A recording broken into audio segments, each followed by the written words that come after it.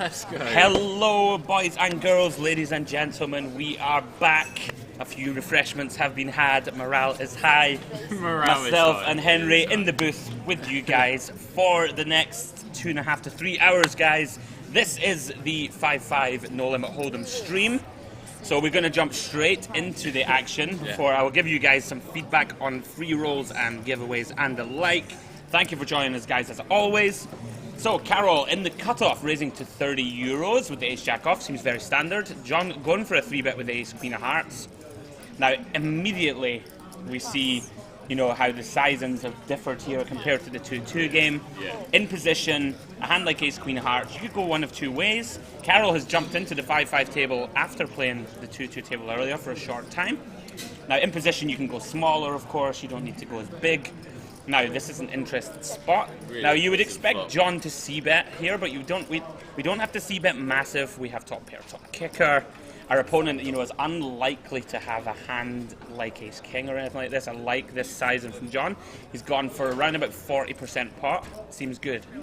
I'm now, really Carol's excited because of the analysis. Going to be standard, yeah. It's going to be really theoretical. That's it. And, now, Carol's going to have to call one here for absolutely sure. Wow, it's a massive cooler on hand one, guys. Now, so typically Carol's going to check. John should be double barreling here for absolute sure. We can get value from all the kind of jack 10, queen 10, king queen type hands. Shouldn't fold the turn. I mean, they I don't want to say shouldn't fold the turn, but you know, if they have some additional equity, they're drawn to a straight. Maybe a hand like even like 9-10 of clubs, which is possible, like jack 10 with the, you know, stuff like this. John should barrel. I'd like to size up here. This is good. So he's going for just under half pot. a man like John. I mean, Carol's cannot fold here. We're basically, you know, when John 3-bets the button in this spot, we have aces and jacks. Obviously, there is some concern. Oh, did he jam? No. Yep, pretty standard check call. I mean, yeah, like, John can jam river here. Like, you could certainly shove. Now, we have to see whether he elects to go for the full jam. I kind of like a size up turn ever so slightly. Yeah, like if we, you know, if we make it 200 or so on the turn, that makes this a much easier shove. There's going to be 737 in the pot. He has jammed, I believe. Wow, what a tough spot for Carol right off the bat. Now, he, of course, now has to be running through the hands in his mind. What are John's bluffs? The Jack of Clubs is an important card here. Yeah. You know, that rules out John having like some semi-bluff hands like the King Jack of Clubs. Yeah. You know, Jack 9 of Clubs maybe wouldn't c-bet the flop, but you know, I think he's going to call here. This is a very tough spot. Yeah, he will call. And John, right off the bat, gets the immediate 1k double. Wow. Wow. Tough spot. That's a tough spot. Well, like that. Oh, he did? Yeah, he did. Yeah. Oh, wow, so he did. He just told John, and John was like, wow, really? Guys, action. Bang, right off the bat. Thank you for joining us, guys, once again. I am Andrew Hedley, and this is my co-call, Mr. Henry Kilbane. Once again, pleasure to have you with me in the booth, my man. Thanks very much, man. And a 2k pot in a 5-5 game straight away.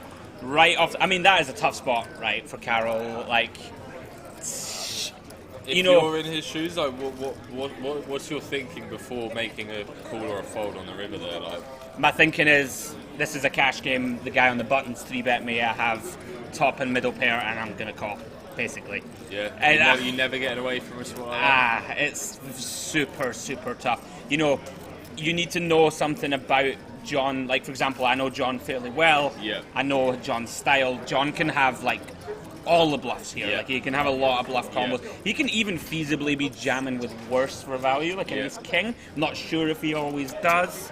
You know, definitely not always the case. But you know, if you basically need to know that your opponent can never 3-bet like a king 10 suited type hand or something like this to basically be able to fold this hand. And if he's never, I mean, that's a cooler. Like, that's pretty tough. That was grim. Yeah. I mean, he gets the literal worst turn. Anyway, bang. Just like that, we have a first all-in and call on hand 1 of the stream, guys. Gotta love it. And Maxime said to me that they're doing a mandatory straddle as well, so it's 5-5-10. Yeah. So it's gonna obviously bring the pre-flop raises. It'll be obviously a lot bigger compared to if it was just a standard 5-5 game. These games play big, guys. Like, you will see the actions fast and furious. Now, can be a test of a poker player, you know. You sat down at the TV table, you've snap lost a buy-in, and now in the very second hand you're waking up with ace king off.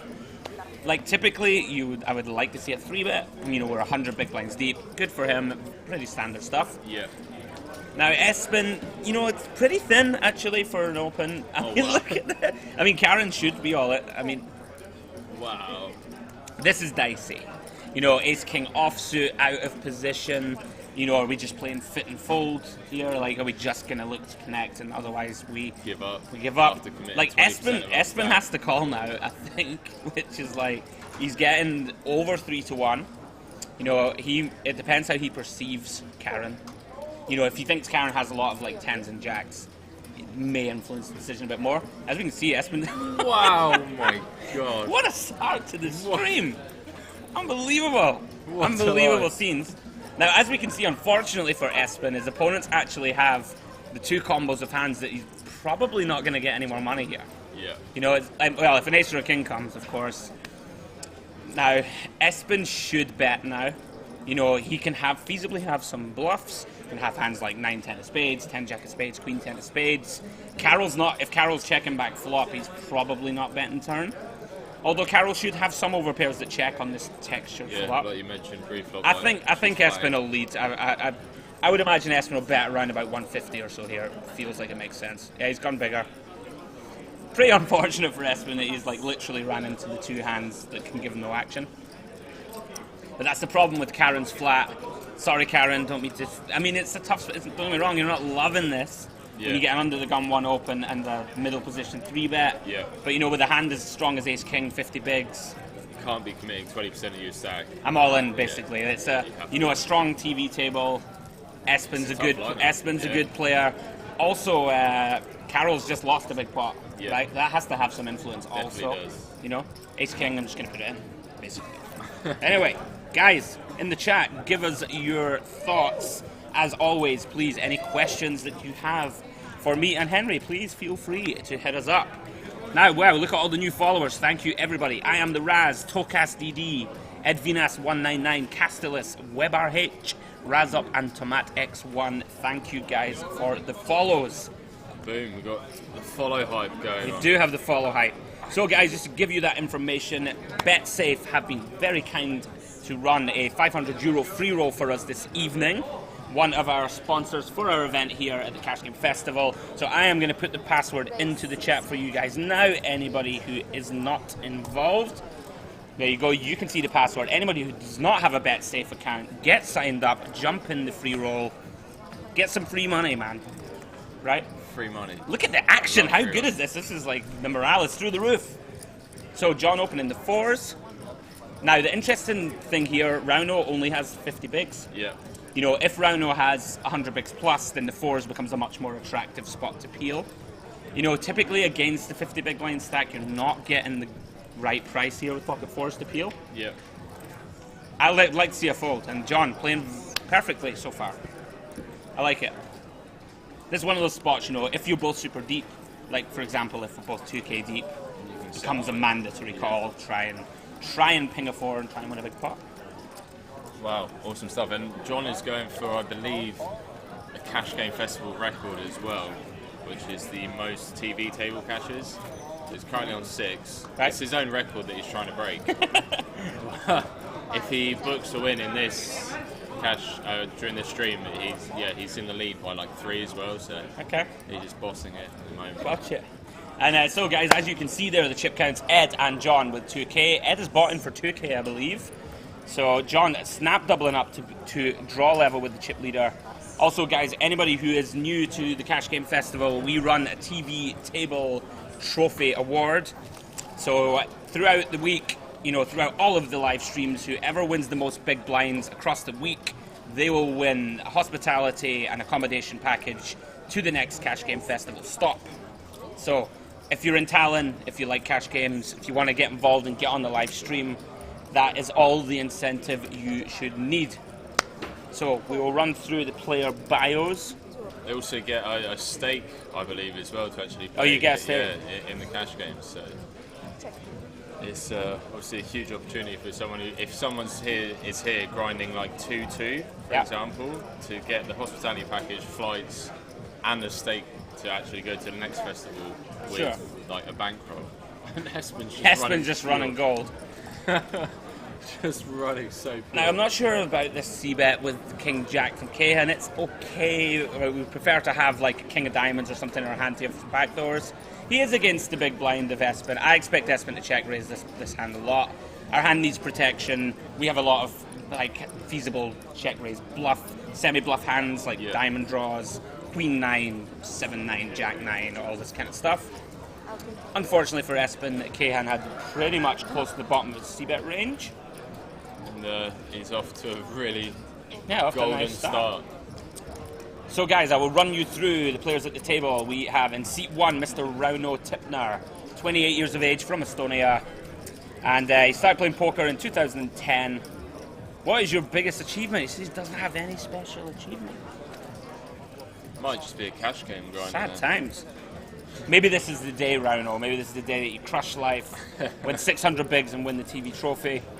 And favourite hand, aces. Well, isn't it all of our favourite hands? They used to make it so that people, like players, weren't allowed to say their favourite hand was aces. They had to like come up with a really? hand. Yeah. They weren't allowed to say aces or kings. Fascists. Anyway, seat 2, Miss Karen Muir. Karen is involved in the gaming industry. She is from Ireland and she started playing poker 10 years ago, qualifying for a European Women's Tournament in London. Wow, she won the Masters Championship of Poker in Amsterdam, side event, for 14.6k euros. Nice. Very well done indeed. And she represented Ireland in her National Cup, and Ireland won. Wonderful stuff. Favourite hand, 6-7 suited. She can get on board with that. Happily. Love the old suited connectors. Just absolutely crack hands like aces and kings and send people to the showers. You know, you always hear people say you either win a small pot with aces or you lose a big pot. It's normally against a hand like 7-6 suited. This is true. 9-10, 9-10 suited. Is that up there? 9-10 suited, that is the one for me. Mine's always been 10-8 suited for some reason. I've got no idea why. The old Toby Lewis. 10-8 of clubs, in case you missed that one. Toby. His name on poster. Yes, indeed. He's beasting at the moment as well, isn't he? Toby has had one of the sickest starts to a year you could possibly imagine. Of course, winning the Aussie Millions main and then second in the LAPC. So seat 3, Mr. Cahan Mokri, poker pro, 23 years of age, from Norway, buying in for 1.5k tonight, guys, 150 bigs. Only been playing poker for 3 years, and he won the Super Tuesday on PokerStars for 15k. Was it the mini Super Tuesday? Cahan fibbing, still pretty sick. Nordics in Prague and TV tables, played a bunch. Favourite hand, also aces. 15k for me, Super Tuesday sounds. Yeah, that's correct. Yeah. Because in case you guys didn't know, there's a Super Tuesday winner sat right here in the booth, as far as I'm aware. I've not won the Super Tuesday. Oh, really? What a massive rub down! Wow! Massive rub down! Wow! I swear I shark scoped and saw you on the Super Tuesday. No? There you go. I got it wrong. No, not yet. Anyway, not yet. Let's recover. Espen's just running so pure right now. Espen is running joke pure in this. What's happened here? What's that? I think we have a graphic error. Yeah. I think no way this got to show them with no more money getting put in the pot though. Anyway. Now, just off screen, guys, you may be able to hear him giggling away. Is our soon-to-be special guest in the booth, Mr. Jordan Allen. Seems to be enjoying life and laughing at something. Probably me at my expense. Probably because you haven't won the Super Tuesday. Yes, pretty much. So, seat 4, Mr. Eddie Anderson. I need to check it now. Buying him for 2k. When did you start playing poker? 2.5 years ago. Biggest achievement in poker. I'm loving this. This is the best answer I've seen. Convincing my parents I am not a degenerate. Loving it. Finished 9th in an Aspers tourney for 5k. No, he has played at Cash Game Festival London in September and final table tournaments. And his favourite hand is 9s because he won a bad beat jackpot for 15k. Nice. Quad 9s against quad 8s. What a life. Must be nice. 4. Pass. Now, I need to double check this. I don't know why I thought you'd won the Super Tuesday. oh, it's quite okay.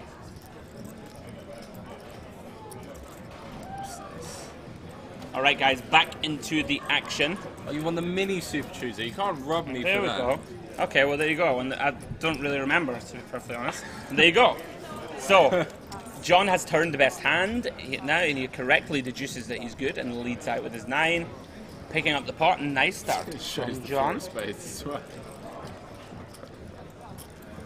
The follows are flowing in, guys. Thank you very much. Question for the Picasso fanboys. What's the best hand to crack queens? Wow. I'm getting a lot of abuse in the chat today, guys. I'm not sure I'm loving it. For anyone who doesn't know, I had queens cracked with 20 left in the ACR Millions last week for 200k or so up top. It was very disappointing. Anyway, Lucky Henry Cahan also had a beast year last year with the final table in the Nordic Championship in Prague and the final table in the Norwegian Championship in Oslo. Sweet. One to watch, Cahan. So, guys in the chat, who do you think's who's gonna win the most money? Let's say that we can't pick John because we already know that he's up chance. Raise. 30. Espen, Yeah, I think. bit of a beast, young he's a Espen. beast. But then reading the bios of some of these players, you know, there's some very competent players Yeah. at this table. So. As you can see there, guys, in the pink striped shirt, Mr. Kevin Malone, Cash Game Festival stalwart. Hi, Daldals. How can I get the password for the BetSafe free roll? Well, you can read what I am about to put in the chat. There you go, buddy. Sign up for a BetSafe account. €500 free roll, guys. Go and get the free money. Now, Ed under the gun 1. Karen 3-bet. I think that means small blind, does it? Yes. Yeah, she's going to get in trouble here. So yeah, as she well. can be in some trouble here for sure. Now we have a bet of 15, and Karen, excuse me, is called. Very standard stuff. Now a king's probably the worst card. This table, yes. Say if a card like It's this feels off. very tough to get away here on the turn. Probably going to have to call 2. You know, our opponent has the betting lead, can for sure be double barreling, you know, some flush draws or some, you know, just ace high type hands, trying to maneuver us off a 5. I think she will call the turn. She does. Now, a king would really probably be the worst card in the deck Yeah, or a 5. for Karen. Yeah, obviously she would win with a 5, but my god. So now, will Ed go 3? Now, these are always interesting spots. If he perceives Karen to always check raise with a king, you know, on either the flop or the turn, then he should go 3. And he can for sure have some triple barrel bluffs. Not impossible. Now, I think in these spots, I think if we're going to size, then we should go about half pot in a spot like this. You know, when you jam, I feel like people under bluff, like bet shove in these kind of spots. She does call pretty quickly. Yeah. And he did bet exactly half the pot, or just under. Nice hand, Ed, picking up a €447 pot. Yeah, I'm not sure about. I mean, you'll know a lot more in terms of big blind defend ranges, but I think like just being out of position against a good player, you know, with a hand like Jack 5 suited, Sure. you're never going to be loving life. Maybe she was in the big blind would make more sense. Yeah, she was. Ah, okay. Yeah. Well- still, that's what I'm saying. Like in the big blind. Sure. I mean, I think to a single raise, we kind of have to defend Jack 5 suited. But I hear you, it can be very tough to play these hands out of position, that's for sure. You want to jump in? Yeah. George, do you want to grab, can you get a couple of drinks? And then jump in. Right, so, guys, me. Mr. Jordan Allen will be jumping into the booth, guys, for a short stint. Jordy, one of my closest boys from Scotland, a bit of a boss himself. He's going to jump into the booth for a little bit of action. Looking forward to having him in the booth. For sure. Especially, obviously, he's got the whole cash game background himself, so it'd be nice to get his insight into it as well. Absolutely. High morale. The morale is ripping. So, Ed under the gun, releasing the 7 deuce of clubs, very standard stuff. Kevin's is going to come in for a limp with the pocket 3s. Fairly non-standard, perhaps looking to not inflate the pot, try and see a cheap flop. Now we're around to John. 8. Let's say 8. John is raising, so we haven't seen his hand yet. Now John, the aggressive player, you know, he's going to isolate pretty wide here. Yeah, I'm not surprised to see a hand like King 8. Now, interesting. See, these are the awkward spots in poker where Rauno, with a stack of like 53 bigs, against a player as aggressive as John on the button. Do we want to go 4-away with ace queen out of position? Obviously, it's never terrible to flat, and it has come up aces. So, Rauno has flopped top pair with a top kicker. Now, it'd be interesting to see whether he leads in this spot. It looks like he is going to lead. See, typically I wouldn't have a leading range in these type of spots, multi-way, even on a coordinated board. As we can see here, you feel like he's going to get 3 folds. John, I can't imagine anybody can really do anything here. Should go fold. Bit of Hollywood in from John. I mean, from what I know of John, and I know him pretty well, John hates folding. He takes it as like a personal insult. A personal insult in his fold.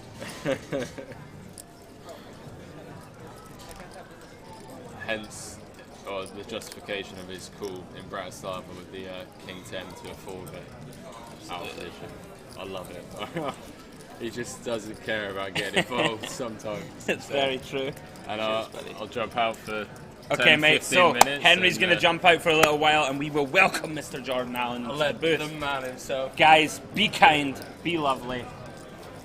You're in. Sure I come on after that You're in. conversation about Jack 5. What the hell was that? What conversation? You need to defend to Jack 5? Jack 5 suited in the big blind. In a cash game when you've got less than 150 bigs? Thank you. It's clear defend, mate. Oh, I feel so good right now. Picasso, come on. No, absolutely no reason to be laying that down. Come on now. What do you mean laying it down as Jack 5? Anyway, guys, this is Mr. Jordan Allen. Be aware that there are like people watching at home. Alright, sorry. Is this Oh, not you're like good. a regular conversation? So, guys, anyway, this is Mr. Jordan Allen. Cheers for joining me, bud. No So problem, I'm happy to be here. we've got a 5-5 no limit game in progress. 7. Great 6 start. John doubled in the first hand. Like cooled somebody. I've seen it. You saw the hand? I've seen it, yeah. It was a pretty sick couple of hands to start the game. I was Unbelievable. playing with John early on the game behind. Look, there's me behind. I'm actually. Is that me? No, it's not. It's close to me. No, it does look like me, doesn't it? It wasn't. So, open from Espen. Wow, Espen is running pretty sweet. Right. So, I've not Espen's seen opened the Espen's up 7s. sale, right. Espen's opened, Ed is defended. I mean, this is going to go check, bet, call. Espen should be c-betting here. We're going to have a bunch of, just c-bet bluffs. So how much are you betting here? So 67 on the... I mean, I think you can just bet, like, because it's the big blind that defends about half pot seems good. 30's a bit small. You can go a little bigger. Yeah, you can go a lot bigger, I think. At the end of the day, you're only getting called by flush draws and top pairs. I think people can do some funky stuff like 8, 9, 9, 10 and stuff can float, check raise sometimes. I hear you though, we could definitely go a little bigger. Now this is ironically the kind of one of the cards that can slow down the action. I mean, Espen's going to bet turn. Like, we need to protect against hands like 9-10 with the diamond, stuff like that, get value from all the Jack X. Kind of tough spot for Ed now. Espen's gone big here, he's very close to pot. Yeah, Nice fold from Ed. I think it's a standard fold. Yeah. I mean, for Ed there, he's not beaten any of the top pairs. He's not beaten any of the over pairs. He's not beaten any of the flush draws. It's true. Like, he just can't beat anything. It's just a standard fold. We're only really beating a hand like King Queen with the King of Diamonds or something like this in general. Big sizing from Espen, that's kind of interesting. Like, I wonder why he elects to go so big. Yeah, it's strange how he went so small on the flop when he had a white hand, and then on the turn when a card comes that is a scale card, and then he goes so big, because a lot of the time he can be beat there. Whereas on the flop, he virtually has the nuts. You could be sort of value towning yourself there for sure. Like, you may be chasing out a bunch of the Jack X combos and lots of them. Obviously, flushes are always continuing. I know from experience, I've been to Value Town a few times. You've been to Value Town a few times. I believe we all have. Brilliant. Now, so thanks guys for the follows. Everyone is flicking in the follows today, loving life. Pale, Giuseppe, and Gregory OXAED have followed. Thank you, guys. Has been just getting pocket pairs all the time? I mean, is that just what's happening? It's running alright so far, I'm not gonna lie. So a 3x from Espen, under the gun with 9s. Carol peels under the gun 1, what's your thoughts on that? I'm not a big fan of peeling with these king-queen offsuits with the whole table behind. I prefer a 3-bet if I'm honest, if you're going to too. play the hand. Wow, Kevin just calls in the big blind with ace-king off. But when you flop top pair, who cares? Yes, indeed. Interesting spot here for Espen. Like, it's not an automatic c-bet, that's for sure. A 3-way pot. Yeah, especially. I would check. You know, typically I would play 9s as a check call here. Probably going to just pretty much force to call 1 against Carol, I think. You know, he's betting half pot. He's going to stab a lot. He's going to stab, you know, with some worse pairs, with some just no equity hands, with some flush draws. We do have the 9 of hearts. It's quite important also. I think he will check call, which he does. It makes a lot of sense. 7 of hearts, an action card. Get the 5 of diamonds. 5 of diamonds is also a good card because now Espen's thinking, okay, it's a good card for me and my 2 pair. None of the flushies get there. I know he's got the 9 of hearts. Interesting that Carol checks back. I would go for value on the turn. Yeah, and that's a bad check back Yeah. for Carol because now what do you do in that rubber card? It's going to go check, I believe. And it's not even that you lose the pot, it's like you lose value on the bet on the turn. Like, Absolutely. those cards Yeah, for sure. You know, especially when the 5 of diamonds comes. In theory, Carol doesn't really have any. I think this just goes check. In theory, Carol doesn't have any 5x in his range per se, and also it brings a second flush draw, so Carol can be double barreling with a hand like King Jack of diamonds or something to bluff the flop. You know, with backward flush draws and backward straight draws, all the heart draws like you know your 10 Jack of hearts and stuff like that can barrel turn. You summed that up so much better than I did. That is my job. I know. But yeah, he definitely missed some value on the turn. We should bet. And we can get value from all the jacks, 10s. I mean, the thing is, with the 5 of diamonds as well, like, I mean, what hands are check raising that card? You're never getting I mean, raised. so you can bet there fairly comfortably. Sure. Like, I mean, if you want to get value from your hand, right? If you're not going to get 3 streets, you want to get 2 streets. Absolutely. As soon as possible. Sure. Especially on those boards when it's double. Super wet and yeah. Yeah. You know, we have close to the top of our range in terms of when we flat under the gun 1. Only ace queen in the sets really would be a better hand in any case. Now, Maybe missed a little street of value. I was playing with John earlier, right, and he was on tilt from the game we were playing earlier on. Right. And then he just sat in that game, and then did he get a double up? He doubled the first hand. They did. I mean, that's The very first hand. that is how you do Unreal. it. Well, I I can't.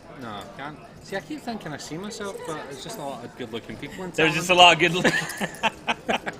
good-looking men in the background, guys, for you to peruse. Yeah, no, it's definitely not me at all.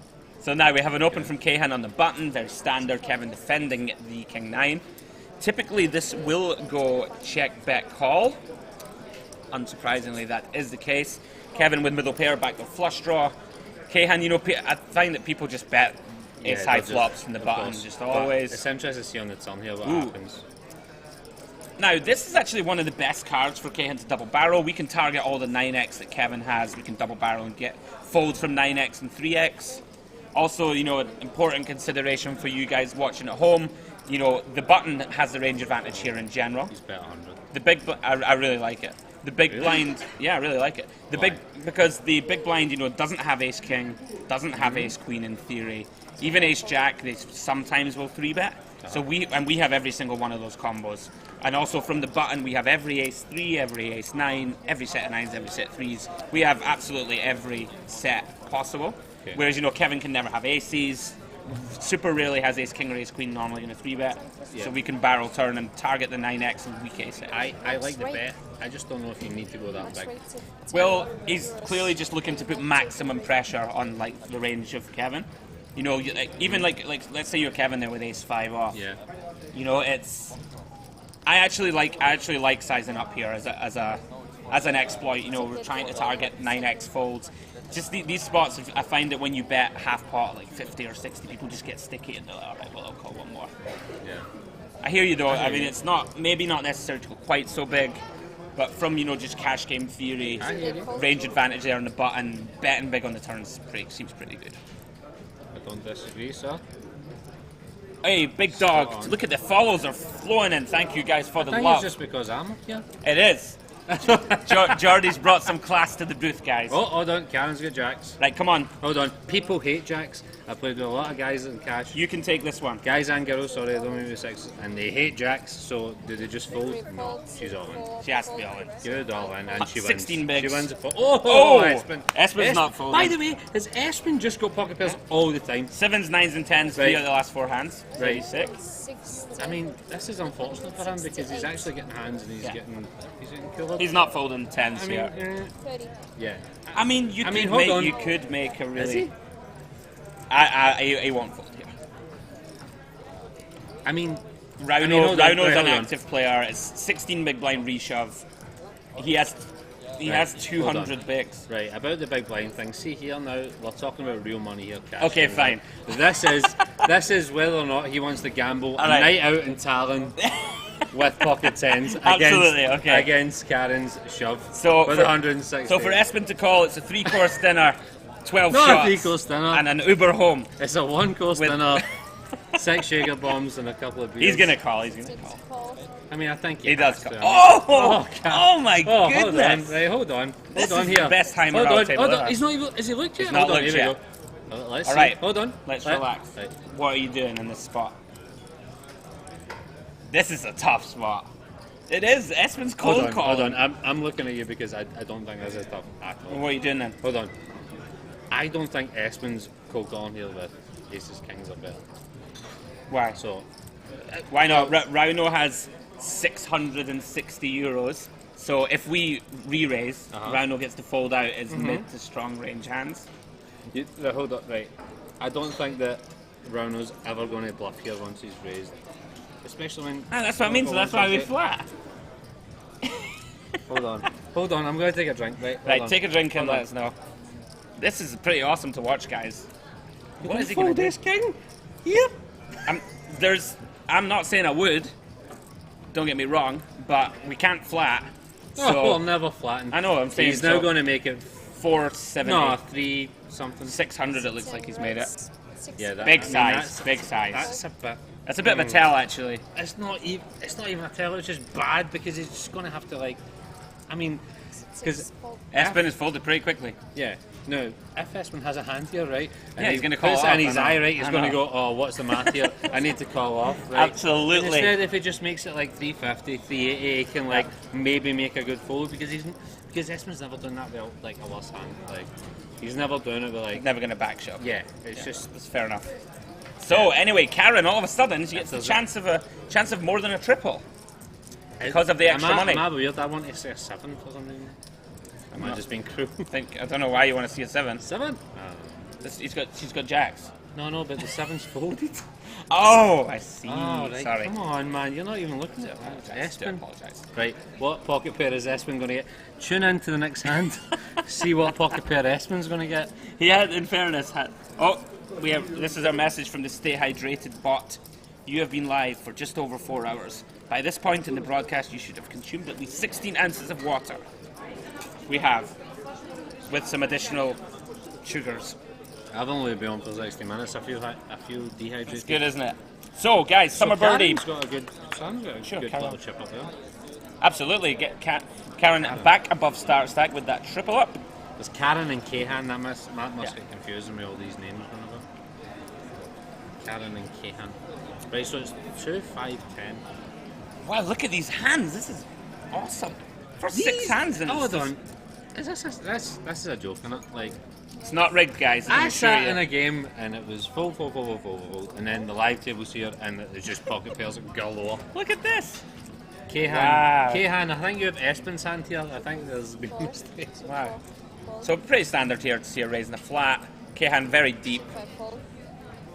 Kahan could raise there, but I mean, flatens. Yeah. Flatens totally. I mean, 3-bet getting it in is a disaster, and 3-bet folding is, of course, not really an option. Yeah, that's fine. It's fine. It's probably the better option. So, will we see the case 9 ball? We do not. So Rauno still out in front with the queens. It's one over card. He won't be absolutely How thrilled much with it. money can I get on the 9-3 offset to win this pot here? 9-3 of diamonds, mate. Sorry. Yeah. It may as well be offset. I mean, You can get as much money on it's it as you offset want. on that board. You can get as much money on it as you want because it's not going to happen. You think so? Right, so... Rauno's going to bet the turn and the other two are going to fold. All right. I think he should... Oh, It's not the worst. It's not the worst. I mean, it's not the best either, is it? Now, Kahan now thinks he has the best hand, so... Of course he does. Why would you not? I mean, this is So going to go... Rauno now, he goes call, and then he's just going to go into check call mode. Yeah, he's just going to check. It's just going to go check on the river unless the board texture dramatically changes. Yeah, this is going to go check. The thing is, if Kahan can correctly deduce Rauno has like the type of hand he has, then he could bluff here. But it's going check. yeah. The thing is, there. I mean, yeah. Okay. Kahan thinks he has the best hand. When he gets called and that ace comes out, I mean, only hand really is a pair ace of spades, I guess. That's maybe calling on the river. Like he can put someone to the test there. You can. Your opponent can have all the ace jack combos, but they may bet the turn. But then if Rauno's checking queens, then he's checking ace jack. But I do agree that it can be a spot to just absolutely bomb river here because it shouldn't have that many ace x hands. That's for sure. He had the queen of spades in his hand as well, didn't he? Absolutely. So, guys, thank you for the follows. Summer Birdie, Big Dog 2399, Zico Alimov, and Buratino. Thank you guys for the love. Guys, as I have been saying throughout the chat, this is the first day of the Tallinn Cash Game Festival. Stop. Oh, Coming hold to on, you. hold on. Again. Hold on. Sorry to interrupt you, but Goodness. Aspen has another pocket pair. This time, Wow. it's the Rockets. Now, Kevin again showed some pretty non-standard stuff, limping the cut off with Jack 5 of spades. Kevin, stop limping. Yeah. I feel like shouting over to him. Stop it. Stop limping. Now, What's he doing? Cut off. okay, there you go. I'm not a fan of this overcall in the small from Carroll. Queen Jack off. Typically, doesn't play particularly great. Maybe he's looking to he thinks Espen's ISOing really wide. The thing is, people like doing this here. They think, yeah, Queen Jack off is a good hand, but they're not thinking of future. Oh, here we go. I mean, right now, Here we go. This is just card. This is card. This is absolute action. Do you know what? I don't think I could have picked 3 better cards out of the deck. You couldn't. So let's go ahead, right, and try and give a detailed analysis of this. No, do you know what? So- See, have you got a match and some dynamite? Yeah, because it's about to go off. Yeah. Espen must see bet. I like a big size in here, 3-way. I like this in the 3-way 105 is good. three-way That's a good coordinated size. board. Now he's always going to call Carroll. Kevin quickly calls. Snap call. Kevin could actually raise Right, flop let's see here. this turn. This might slow. That's the best this might card slow for the it. action The down. best card for Espen, pretty much. I think this checks round. No, I think he bets. Like we're only really super concerned about King Queen here. Yeah, and I think he's with 2 calls. I think I he's know. super concerned with King Queen. Like, Oh, it's such a tough spot. Also, hold on. Oh, well done. Okay. Espen. Congratulations on your victory. yeah. Now, But because he's on the button here, yeah. Now Kevin's gonna bluff this. Oh, I kind of love Kevin's- it. Kind of love it. To be fair, it's No. not gonna work. But if you think about it, he has the jack blocker. Like he recognizes he needs to bluff. It's not gonna work. What a hand! This is absolute chaos. Now, Kevin, man. does Espen raise? I guess he has to. No. Oh, sorry. I'm just thinking about Kevin. Kevin. Yeah. Does Espen raise? Putting Kevin on some The sets thing and is, 2 though, right, pairs. Carol checked here, right, because he could easily be trapping with some sort of like hand that he can't get value from. He's just going to like check call bluff. Sure. But not on that run out, right? But Yeah. But I mean, well. Espen should only really be concerned by flushes here. Kevin, obviously. what are you doing? Like the only hands Espen's concerned with here is Queen X of diamonds and Jack 10 of spades. Is Espen not called yet? Well, he's thinking about if he should raise. You can raise here. Kevin has all the king queens, all the sets of 4s and 5s, stuff like this. I would like to know if he was thinking about raising. For sure he is. Trust me, Espen's super. Okay, right. I don't know. Like you know better than me. Just to let you know, Like- Espen is a super experienced high stakes cash game rag. Okay, right. Well, Just to let you know. I don't have the bios. I here. know you don't. Well, Espen, I I'm apologise. just letting you know he's for sure thinking about it. Is that why he's getting all the pocket pairs? Pretty much, I know. He's a super high stakes winner. So he's getting all the pairs. 7s, 9s, 10s, and aces in the first 10 hands. Is he winning? Some people are blessed. He is. Espen winning. is up 1.2k, I believe. Maybe 1.7k, I believe. Roseboom, what a net. Yeah. Listen, I would like to know. Like, I mean, I'll take it off what they was thinking about raising, but I mean, I think taking our time there. I don't. I think. But listen, you have to give him some credit. He can be thinking to get the small blind to overcall. 100%. But good observation, Jordy. But even when I was thinking about it, I was thinking, why is it not called yet? It's even too suspicious. If that makes sense. Yeah. Yeah. I actually do like the call in terms of getting the small blind to make a crying call with listen, king queen or something like that. I prefer a call there all the time. I don't mind them taking time to do it. I think maybe it took a little bit long. I mean, it doesn't really matter. The small blind. I hate the bluff on the river though with the jack. I hate it. Yeah, okay. I do. Okay. I just got excited and was like, he's going for it, Vince. Listen, I admire the heart. I admire the heart. I do. But I mean, oh jeez. To give the thing is, there's no thought about it. Like, I mean, sorry, but look what Espen's got. This can't be real life. This is a joke. This can't be real. Guys, are you seeing this? Are you seeing this, guys? All the Espen fans in the chat.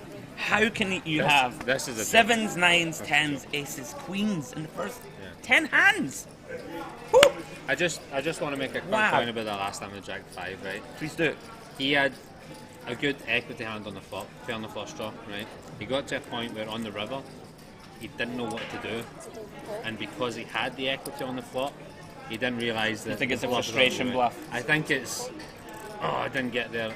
I'm going to bet. We don't really represent enough value hands. I mean, it's just, you know what, like... We're sort of repping king queen.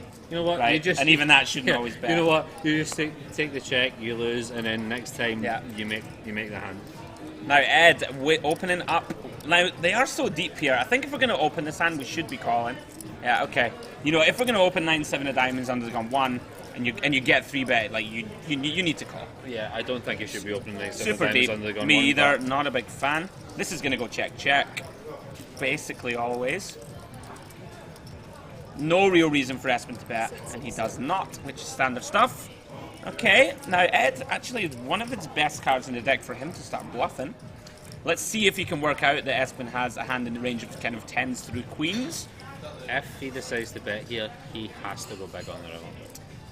Like, he just has to. I don't want to say has to, because Espen does have all these sets of aces and kings traps. Probably c-bets them, though, to... You know, a set of kings probably c-bets to get action from ace queen, stuff like that. The thing is, Espen only has pocket pairs. I think it's going to work. Espen only has pocket pairs. Like, we know that for a fact. We've watched them in the game, so he can't have ace-king. He has aces, kings, 6s, and 5s. Hold on, and Ed wins. Espen just folds. Yeah. Well, you know, I mean, it's tough because to blame he him has pocket pairs. Tough to blame him here. Good play by Ed. He knows that Espen only has pocket well pairs. Played. Well done. Well done. Drink your beer, son. You've earned that. Hey, so Pg and Bruratino, thank you for the follows, my friends. So yes, guys, as I was saying, I'm trying to get the spiel out before we get another incredible hand. Pretty insane start, guys, to this 5-5 table. So anyway, I am just as good as Ludo. Huh? Just as good as Ludo. Yeah. We don't need Ludo here. No, he's talking to you. He's saying you're just as good as Ludo. Loving the Scottish commentary. I don't know if I'd take that as an insult or a compliment. I'm joking. I love you, Ludo. I don't. You can rot. Right. Anyway, on we go. So, guys, Let me know. Guys, this is the Cash Game Festival. First stop of 2018 in Tallinn. Loving life. Tallinn's one of our favourite spots. We're coming to you live from the Olympic Park Casino. We're on a 13-minute delay, guys, to protect the integrity of the game, as you know. And yeah, guys, so as I've been saying, please check out our Facebook and Twitter pages. Cash Game Festival, load them up, give us a follow, give us a like. All the info you need is there.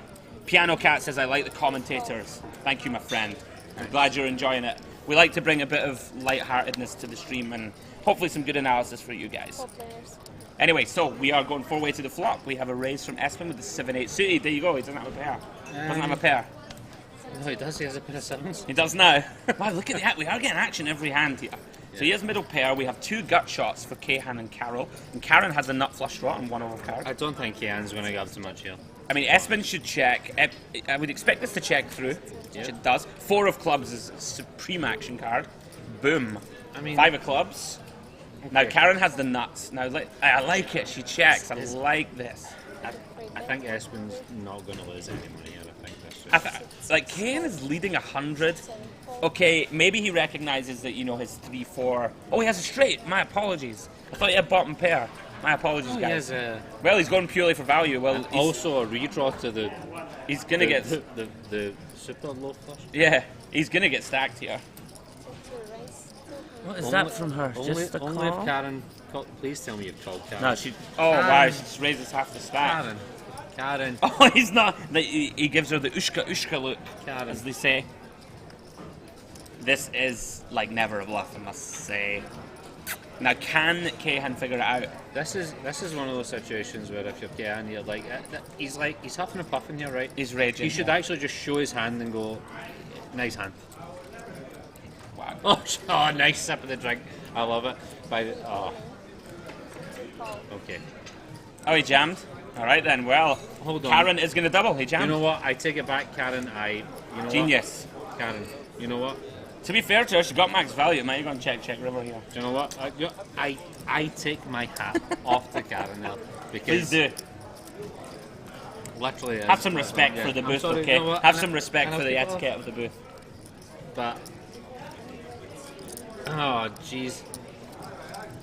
So Karen has got the full double up, and she is up to 1.1k euros. Seemed frustrated there. I think he took like a deep breath and actually was aware of his surroundings and realised what was going on.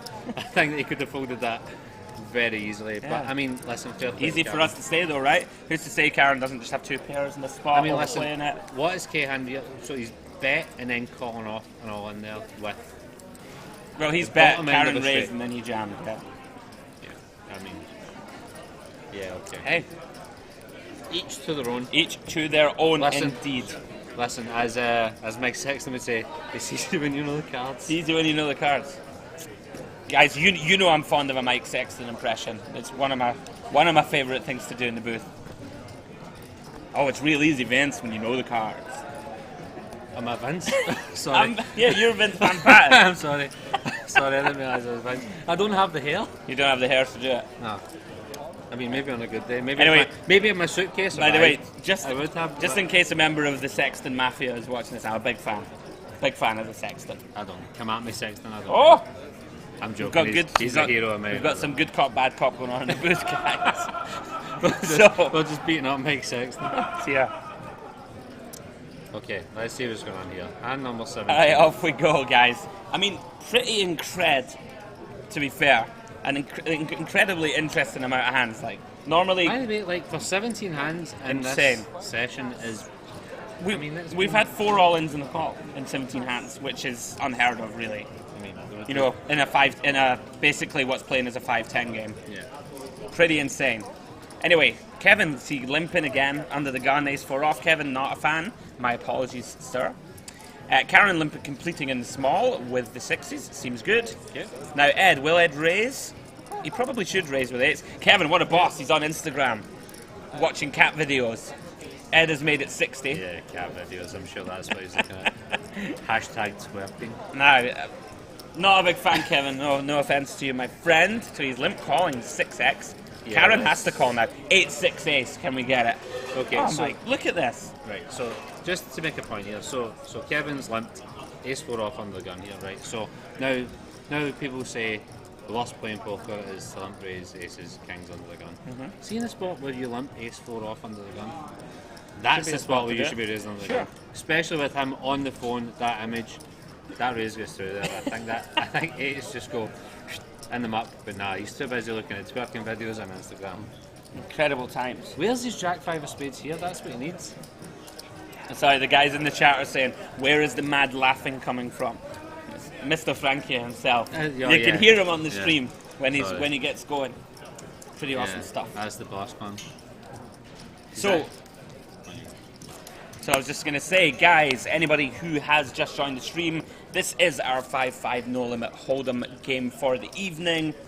Myself, Andrew Hedley, in the booth, joined by my lovely friend Jordan Allen. Thank you for joining me, buddy. You're welcome. So, You're all welcome. Guys, the action has been amazing so far, I have to say. I'm basically blown away by how much action we've had. I think Espen's new name should be Premium. Premium Jurstad. He has premium hands. Have a lot of good hands. Listen, I played with John on a game before he sat down here, right? He doubled up that first hand. He's not played a pot since. This is a different man who's playing my game. Well, to be fair, he's been pretty card dead in this. Like, John likes to splash around, hasn't really had the hands to do it. I mean, I noticed that he splashed around a little bit earlier. So, no action. How boring, guys. The Ace-Jack Open just simply gets fair, we will do a time like that. This is where you get the ads in and stuff? This is where we get the ads in. Ooh, body fun.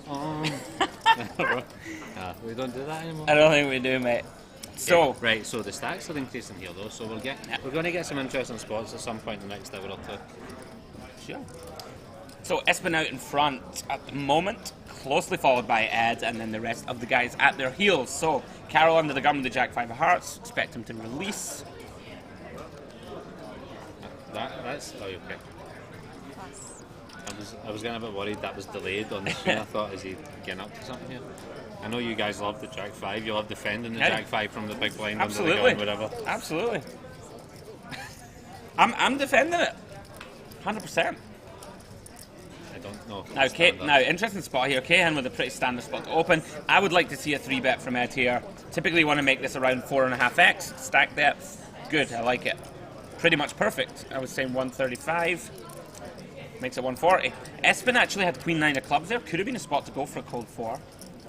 I'm thinking initially it's a bit big, but he's in the small blind. I think that's pretty good. That sizing absolutely perfect. Yeah, you don't really want to appeal there.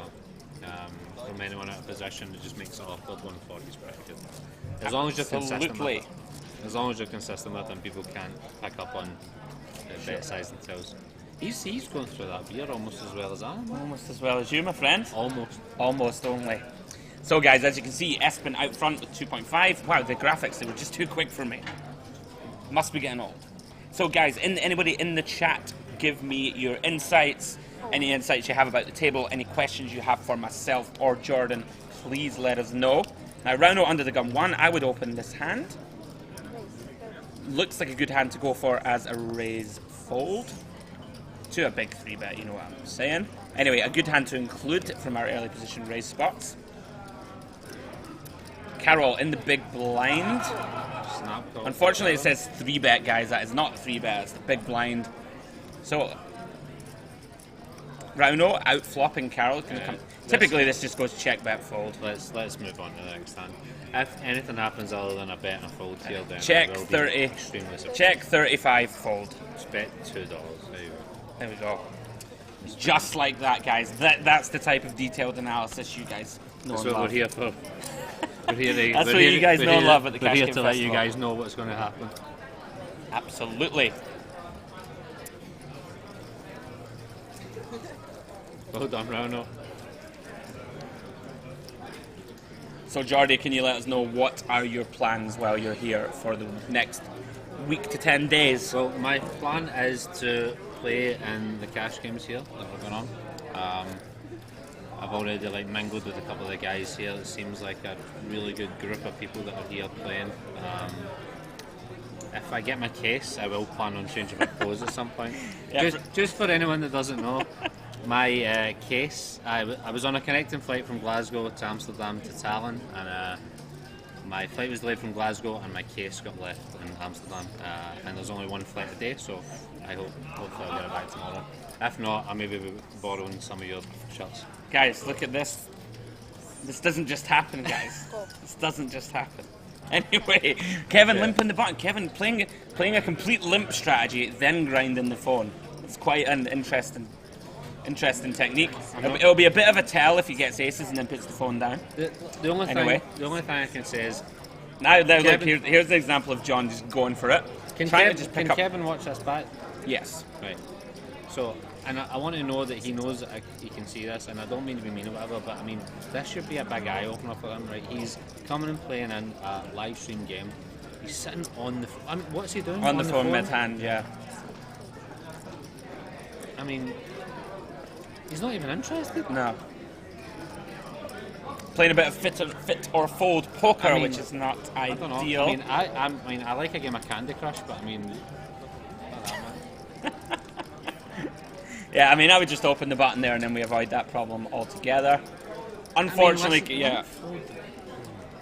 It's just unfortunate when you limp too many spots. You know, you get the betting lead taken away from you. End up losing pots that probably would have been yours if you just opened. There's a big solution to the old that problem. Stop limping. No. I was going to say answers on a postcard, but I mean, yeah, stop limping is the answer. Is the correct answer? Okay. Or even pressure is better. Absolutely. All you guys who play No Limit, all of you guys that play No Limit, you will know that aggression, normally the most aggressive players normally win the most money. Tends to be the case if you can modify the aggression correctly. Anyway, on we go. We've not seen a setup in a while. What's we haven't. This is boring. Kevin back on the phone. Now Espen will open this hand on the button for sure. Queen 9 more than strong enough for an open. This must look like 7 deuce to premium Espen. This must look like 7 deuce. Harsh words, premium Espen. Oh. No, maybe it's just premium. Maybe he just loses Espen and just calls himself premium. Sure. Now, John can do one of two things here. You can definitely 3-bet this hand. Plays pretty well as a 3-bet, especially this deep. The thing is, what happens if it gets peeled and then you're playing out of position? Then it's okay. It's not the end of the world. I mean, it's not the end of the world, but I mean, it's not ideal either. He was in the small blind. I like a 3-bet there. He's going to get called by a lot of hands that crush him. Like a lot of hands that peel are going to have him crushed. You're going to have hands like King, Queen. Of course, sometimes, but Queen 9 of diamonds against the button raise, against a competent player like Espen, that would be in my 3-bet range of hands. I was just saying, I'm thinking down the road. We are 250 bigs deep. It's not like we have to get it in. Exactly. No. Yeah, but exactly what I'm saying. So, yeah. I mean, what happens on the run out there? Maybe it comes Queen 9x with 1 diamond. I'm just saying. Whereas before, you like the 3-bet from the Ace Jack. They made it big because you don't really want to call it. You don't want to be going deep in multiple streets. Queen 9 of diamonds, it flops up, but you're going to be out of position. I much prefer to be in position. Yeah, but Espen is going to raise fold there a huge amount, is what I'm saying. And when tonight, he's not. He's premium Espen. sorry for. All right. Right, back into the action, guys. Kahan getting out of line here with the 4-5 of clubs under the gun. I don't mind it, to be honest. When we're super deep like this, it's not the worst hand selection. Maybe I'm just being pessimistic. I mean, I would rather open 4-5 of clubs under the gun here than Ace 10 off, for example. Anyway, Karen defends the Queen 9. You wouldn't? Have I opened this up at some point? Probably have. Yeah. No, you haven't. I definitely have, though. Yeah. So don't forget to put your tickets here. Ooh, interesting. Now, typically, Kahan should probably see bet here. We don't have any showdown. Like, checking back, it's tough to win the pot. He should probably just bet around about 30 to 35. He does just pick it up. Karen's not. I think it's an easy C bet against. Sorry, guys, for the noise in the background. They are doing some announcements. Yeah, sorry, guys. That's just Picasso's voice. No, sorry. That is the inimitable Andrew Luce. Yeah, he's doing an advertisement for the missus. The price is only €1.30 per minute. So guys, raise your hands. What a weird price. That's just €1.30 a minute. Guys, I hope you all enjoy just That's a strange price. It's almost like the 99 pence. It's like they want change. Anyway. It's almost like you've got an extensive knowledge of the price for misses. Kidding, guys, kidding. Right, back into the action. Here we go. Ed is under the gun. Ace 3 offsuit. Okay, now. Well done, Ed. By the way, no one's got that poor boy a beer. He finished that a while ago. Now, Kevin has listened to your advice to put the phone down. Yeah. Carol on the cutoff with the Ace 10 of spades. Mandatory open here. Expect to see him open to 30. He's going to think about it for a minute and then bet. I think he'll make it 30. He's been doing that so far. 30 or 35? 30? I'm going 30. It is 30. So why 30 over 35? It's close, isn't it? It's not even worth discussing. It's not really worth discussing. I'm being very trivial, I'm sorry. That's quite alright. I'm just trying to poke the bear. That's quite alright, my friend. So the action is slowing down a little, guys, which after the kind of absolute chaos start we had the first 10 hands is to be expected. I think we were spoiled, to be perfectly honest. Well, I missed the good stuff. You what? I missed the good stuff. You missed the really good hands. You may No, well at the have. start, I mean, I caught the glimpse of it. You may have. Maybe Henry was Some of the, this was is- the Is John at the table? He's not played that. Is John at the table? He is. I he? know. No, I mean, genuinely, is it? He is indeed. I've not seen him, and he's not played a hand. I mean, if anybody's going to take a picture... Just you relax now, Captain. Sorry, Right. sorry. Sorry. Now, Kevin is I was still distracted limping, from look. the game, I'm sorry. Kevin is still limping. Make it 10 euros under the gun. He limps in. Now Rauno on the button. Looks like he's going to get up to some business with the ace deuce off. Not sure if I like this, to be honest, as a candidate for ISOing ace 2 off. Wow, snap call from Karen. Wow, Karen, interesting. I think Karen might have just got bored here and thought, Possibly. I have 8-9. Let's flick it in. Karen, FYI. Now, this if probably isn't the best. Kahan squeezes here, it's a really good play. And I really like this. This is excellent. Kevin's on. This is an excellent play from Kahan. Kevin's on full. Oh, that's the end of it. Yeah, he has to fold. Nothing. Just don't limp, like. Or limp away. Why not? Just to say, really like that play from Kahan, recognizing that Rauno can be ISOing wide on the button. Also, when Karen flats in the small blind, she typically does not have a strong range in the slightest. Very, very good play. It's a great spot to flick in the squeeze, and nicely done from Kahan. But picking up about 120 euros there, uncontested. I feel like we should stress there that Kahan's he's leaving there. He's not going to call you. That is a block with the blockers. Like he doesn't expect to call. Oh, of course. He's he not has an amazing ace to get it in. hand, That's so for if sure. blocks ace king aces like those hands tens. Absolutely. Typically, these ace 10 off, king queen off combos You're play well as 3-bet bluffs. You're blocking the premium hands of your opponents. You're going to get folds from ace jack, ace queen, those kind of Sure. So Carol under the gun 1 with the 10-7 of diamonds. Would expect to see a fold, but it's a little loose, little on the loose side. But a lot of action. Yeah, I mean, I think Now honestly, Karen on the button, if she's flattened 7-8 off, I expect her to flat with 5s. he's been playing really well, right? And I don't know why he's done this. Again, are they just getting bored because they've not had premiums there? Because I mean, sure, sometimes. 10-7, unless you've decided that you're going to pick a couple of like random hands out from under the gun, I don't like this raise under the gun, especially in a game like this. I don't like it at all. I'm in agreement that 10-7 suited is a little wide. Now Carol should check here. Okay, he's elected to c-bet. As a call. It's just because Now the guy Karen must call 1 here. She does. Wow. And this is a really, really bad card for Karen. Obviously, Carol can feasibly have some double barrel bluffs in his range here. A bunch of 10-jack suited, 9-10s, even just high spades could be double barreling. Now, interesting that he elects to check. honestly, this is. I would bet for sure. You have to bet, Of course. but obviously he can see Karen's cards because he's played it perfectly. He's played it perfectly. Yeah, can if see he the double barrels, opponent's she may well fold. Interesting now, like, does Carol go for the check raise or does he just call? We can see that if he just calls, it's going to go check on most rivers. Now, will he raise?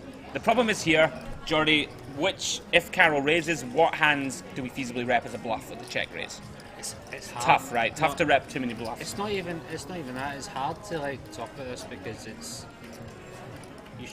Once you've c-bet that flop, you should be betting that card in the thumb. That's why I prefer the double barrel, because it's easier to be bluffing.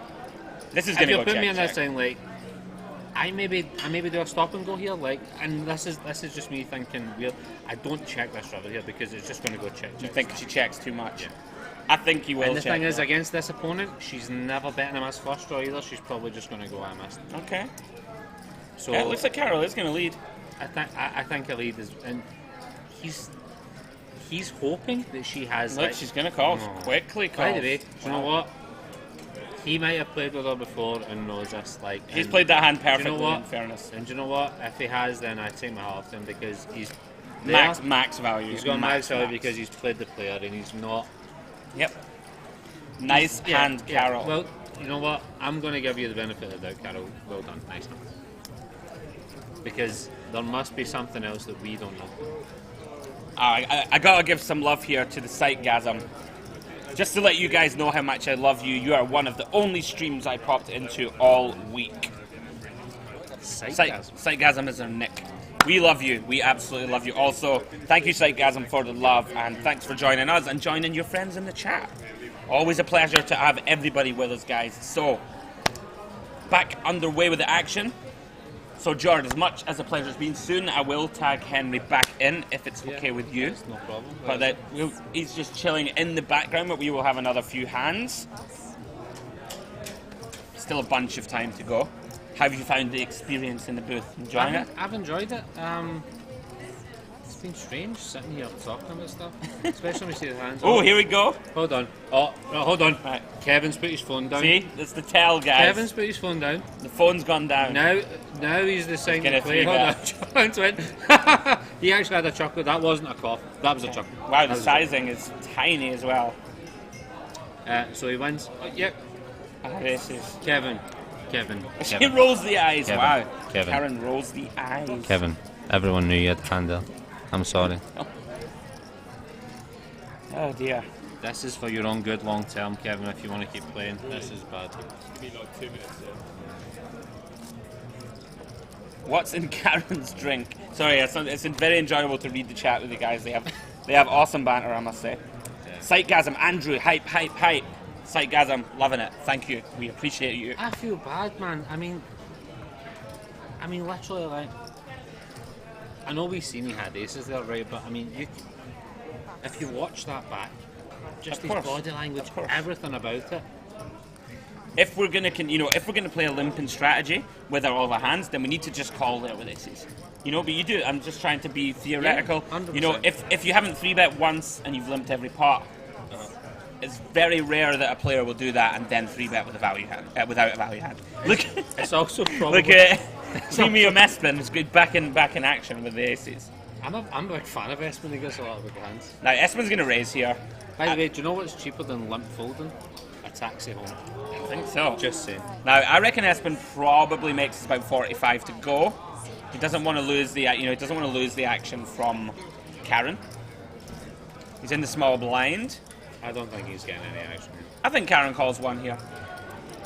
Maybe because she's tilted a bit. Yeah, I think she's getting frustrated also at having to raise fold the Jack 10 a minute ago. Karen, take a deep breath and fold this hand. For what it's worth, by the way, when she made it 25 and Kevin made it 55 against his sizing, which is far too small, she should have called. Yeah, she made it 25 and then he 3-bet. Sorry, I am. She should have called for 30 more in position. Karen's called? Karen called the 10? I'm talking about the hand against Kevin. Talking about the previous hand. Oh, okay. Yeah.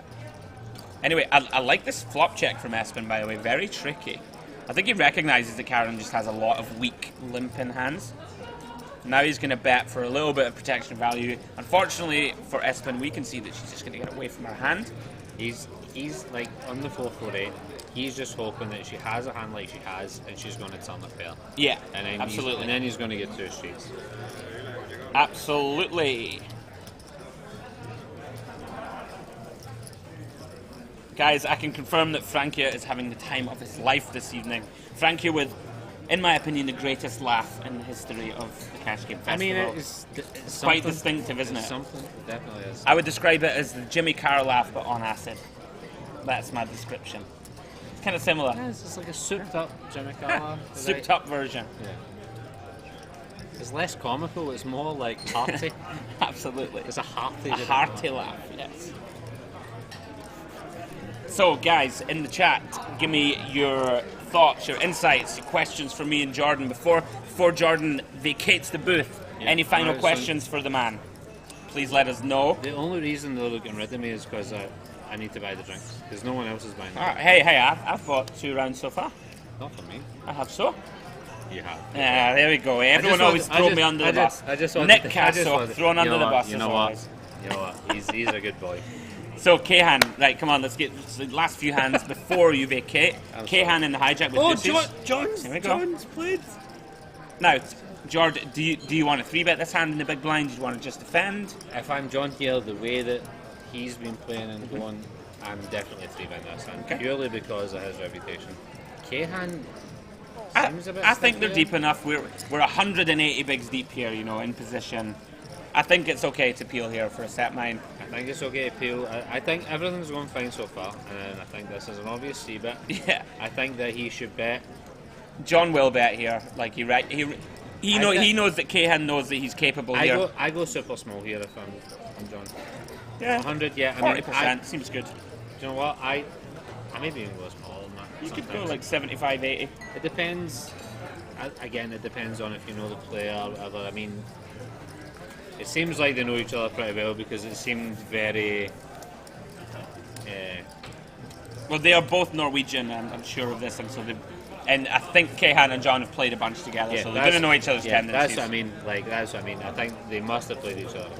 Sure, absolutely. So, Jord, thank you, my man. It's been an absolute pleasure. Guys, thank you to Jordy for joining us, and hopefully you join me more throughout the week. Oh, no, I want to play more than I can. And we are going to tag Mr. Henry Kilbane back into the booth, guys. Enjoy, guys. Have fun. Cheers, buddy. Thank you, Jordy. That was absolute quality, mate. So, we are back underway. Henry, back in the booth. Were you listening in? I was tuned in the entire time. Alright. That was brilliant.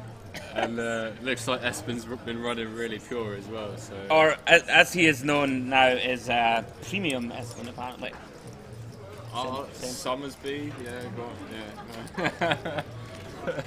So, guys, we are back in the booth with Mr. Henry Kilbane. As I have said, off we go. And Espen. Pretty awesome, actually, so far. This just flops a flush. Just he is running good. I mean, unfortunately for Espen here, he's not going to get any action. Unless Rauno wants to get really out of line. He's going to go check bet fold. He hasn't really been getting out of line, has he? No. He's going to go check bet fold, I'm sure. And that is not the face of someone who's going to do something ballistic. He hasn't folded yet, though. Okay. I loved that hand earlier on from Carol against Karen, where he just played the player where he turned trips. Beautifully played. He got the max. He got the utter max. He really did. That was insane. And the follow hype's been non-stop. Oh, it's been awesome. I'm glad you guys are enjoying the stream. Aldrich, Doc O'Doc, thank you guys. We love you. We appreciate you. Thanks for tuning in. Big guys. love. Thanks for tuning in. And yeah, guys, you know the drill by now. Please check out our Cash Game Festival pages on Facebook and Twitter. All the info you're going to need, everything like that. You know the drill. Please check it out. Give us a like and a follow. You don't do much social media yourself, do you, apart from Facebook? Yeah, I try. I'm a bit long in the tooth. That's good. And That's good. I love that. I'm going to be one of those old men that shake their fist at the clouds and go. I love that. I do. I try. I do like it. I try to do some. I was convinced to get to Twitter.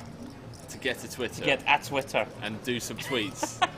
Do some Twitter. And tag do people. some twitting. Do some twitting. Yeah. I've been doing a bunch of twitting. Oh, you have been, have you? Yeah. You've been No. I mean, I maybe did 5 or 6 twits. And you just gave up. 5 or 6 twits, and then decided, this isn't for me. Hey, the Stig99 has followed. Thank you, my man. Thanks for tuning in. We are appreciating the love. Chat as well. Get involved. This has been absolutely insane. This has been a great stream, actually. One of my favourites, actually, to watch. Yeah, it's been insane so far. Now, Carol on the button, pretty wide to be opening as wide as 6-3 off. I don't hate it from the button, but it's like pretty thin. Yeah. Anyway, so we have Rauno flopping top 2. I think Karen's getting frustrated, she's in there with the old 4-5. Didn't she get or she's in the big blind. She's in the big blind, okay. Didn't she? Yeah, but she's made a few thin calls pre that she shouldn't really be making. Got herself in trouble. She's got herself in a bit. I think she got a little bit frustrated. Yeah. No, now, interesting here, when this checks through. Obviously, that is the turn card that Rauno is not going to love to see. He does check. Now, Carol, if we're going to bluff, now is the time to bluff. He decides not to. I mean, you feel like now Rauno should go for value here. Yeah. If either of his opponents have a 9, they would bet the turn, for sure. So we should go for a little bit of a blocky blocky type value bet. 30, I would bet about 35. 40 here, yeah. There we go, perfectly done. This is just going to fold out. I mean, Carol really cannot represent any value here. After checking flop and turn. Not a chance we check flop and turn with King 9. Yeah. Any 9x, any Ace King. Very standard stuff.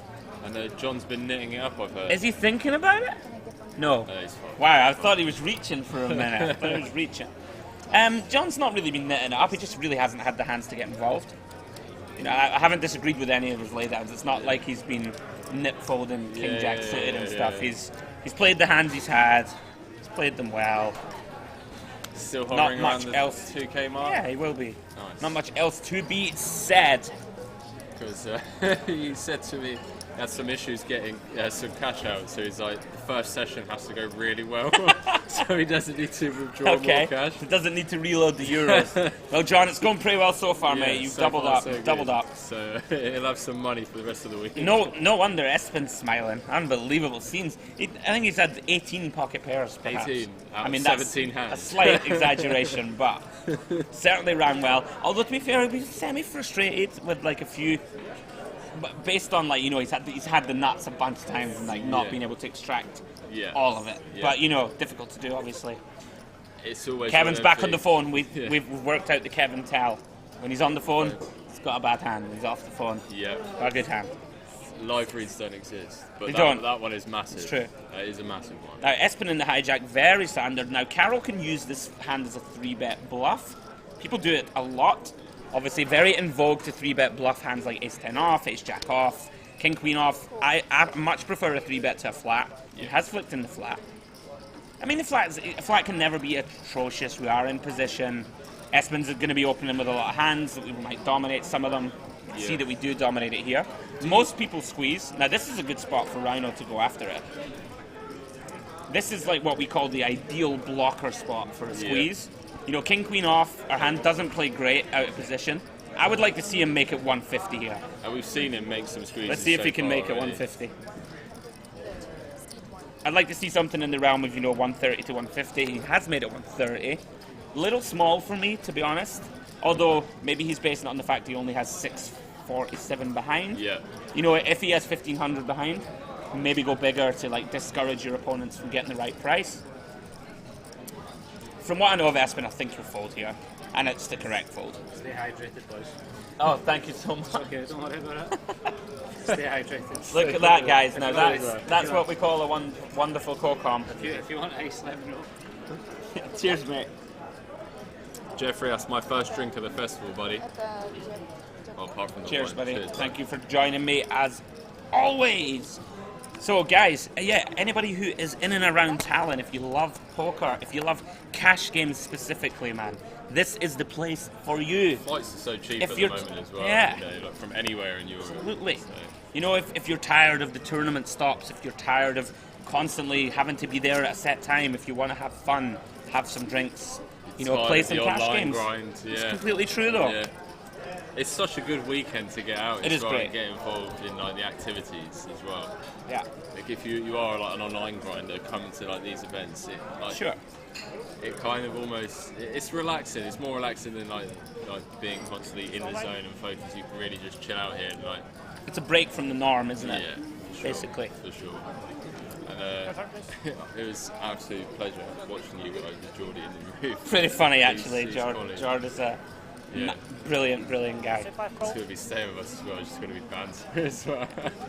So now Kevin's still employing this limping strategy, and personally not a fan.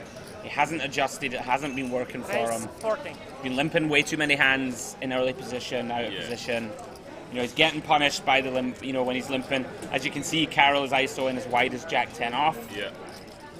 You know, that is a sign that you're limping way too much. If your opponent feels comfortable to raise with Jack 10 off, then, you know, you need to adjust. He's been limp calling way too many hands. Looks as if he's going to do the same here. See if he can get a change in momentum and hit this flop. Has he come in for a limp free bet yet? No? No.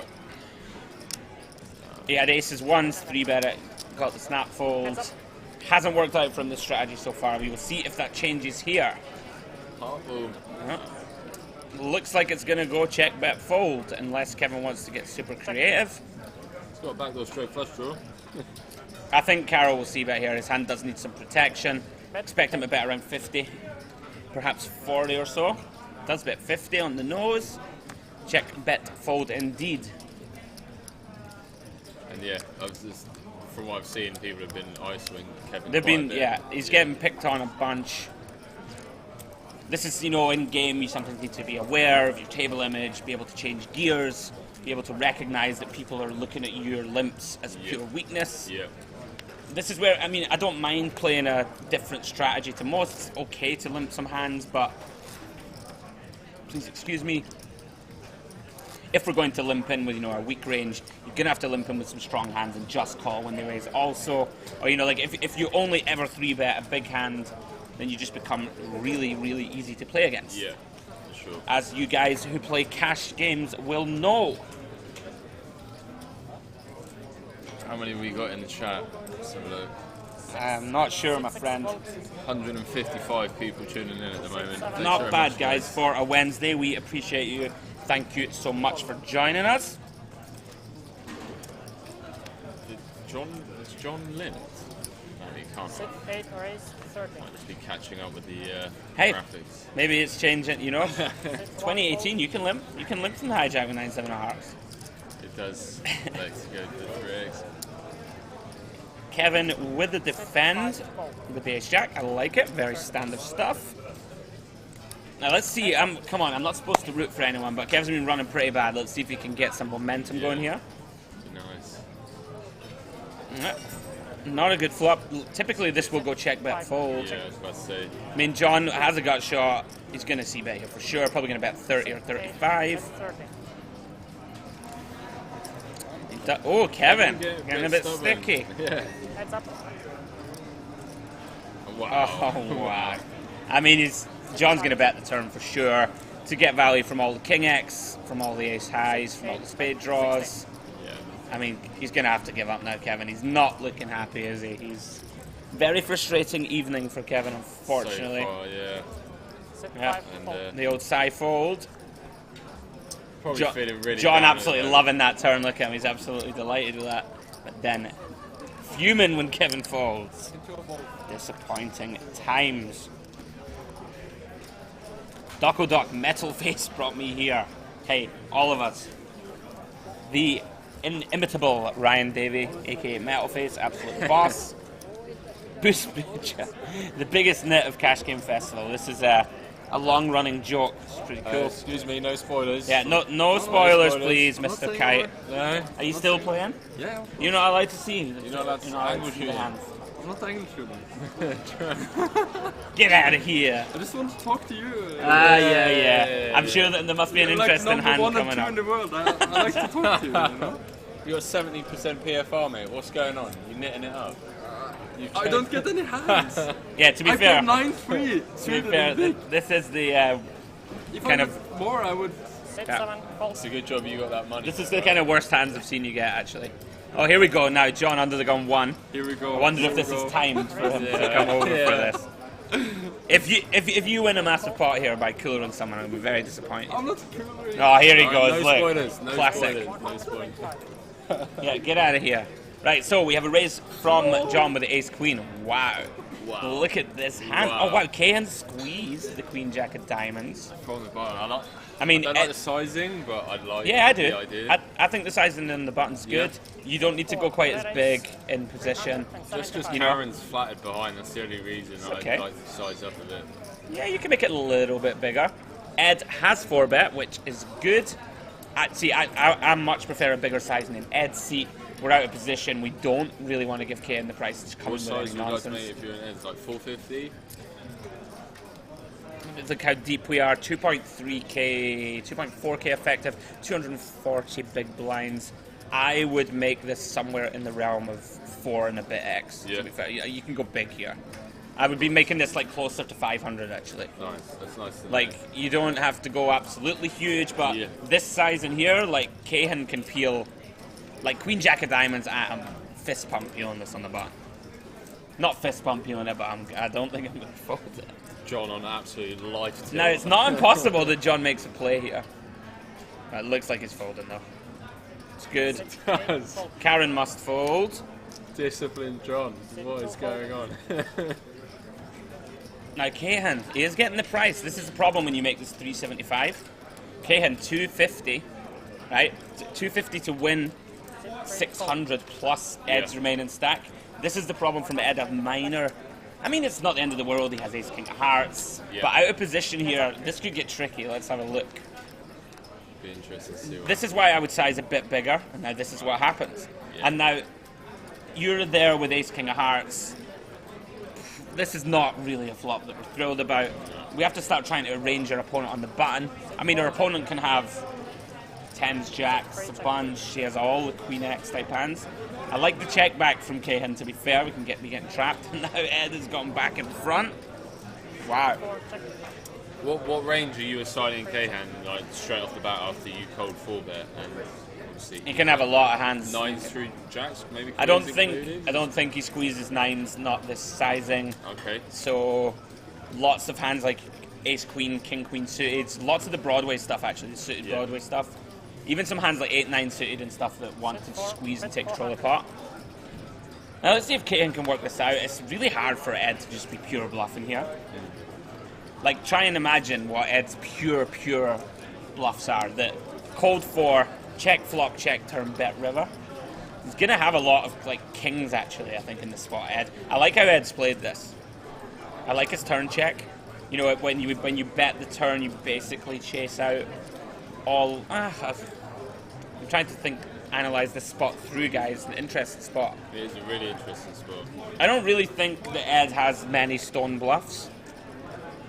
I mean, we need to be turning 10s into a bluff or for value. You know, I just don't think that he will. He's just going to check.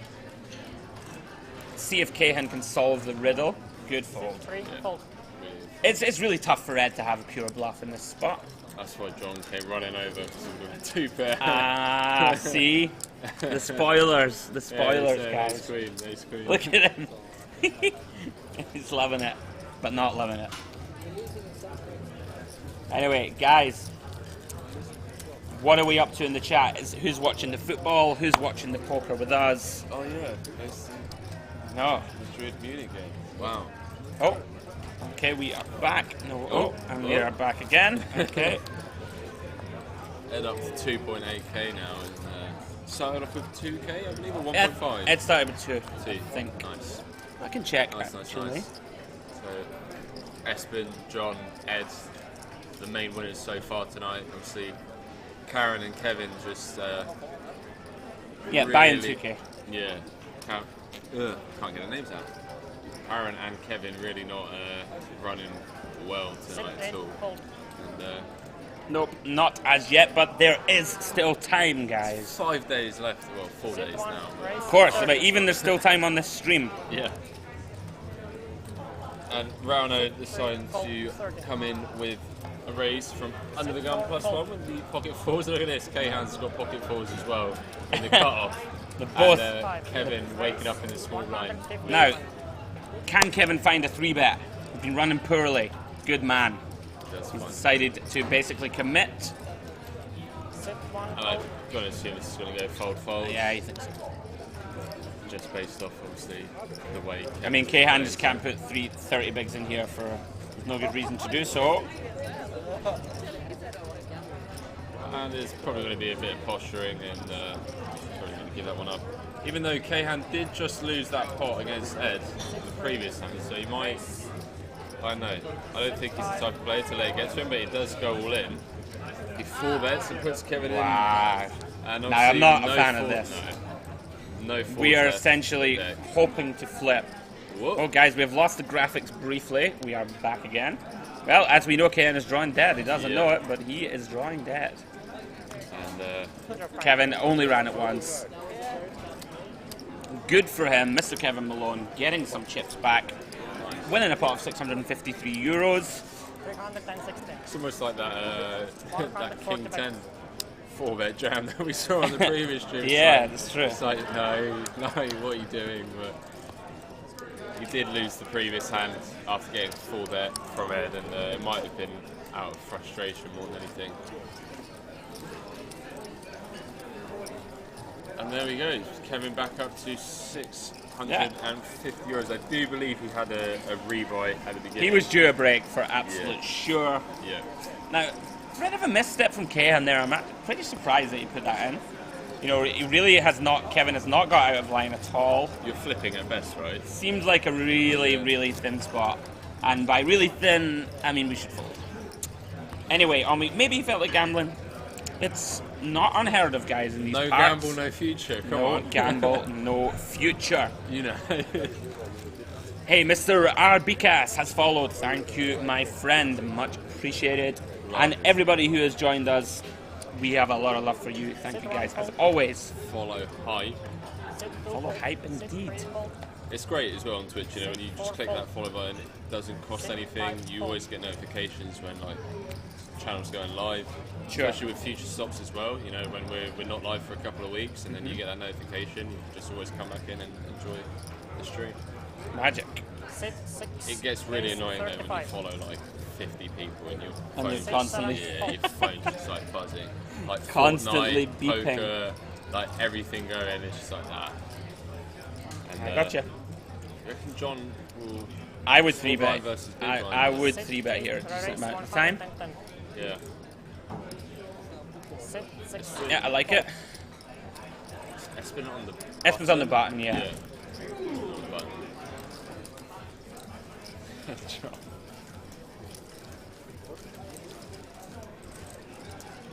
So on we go, guys.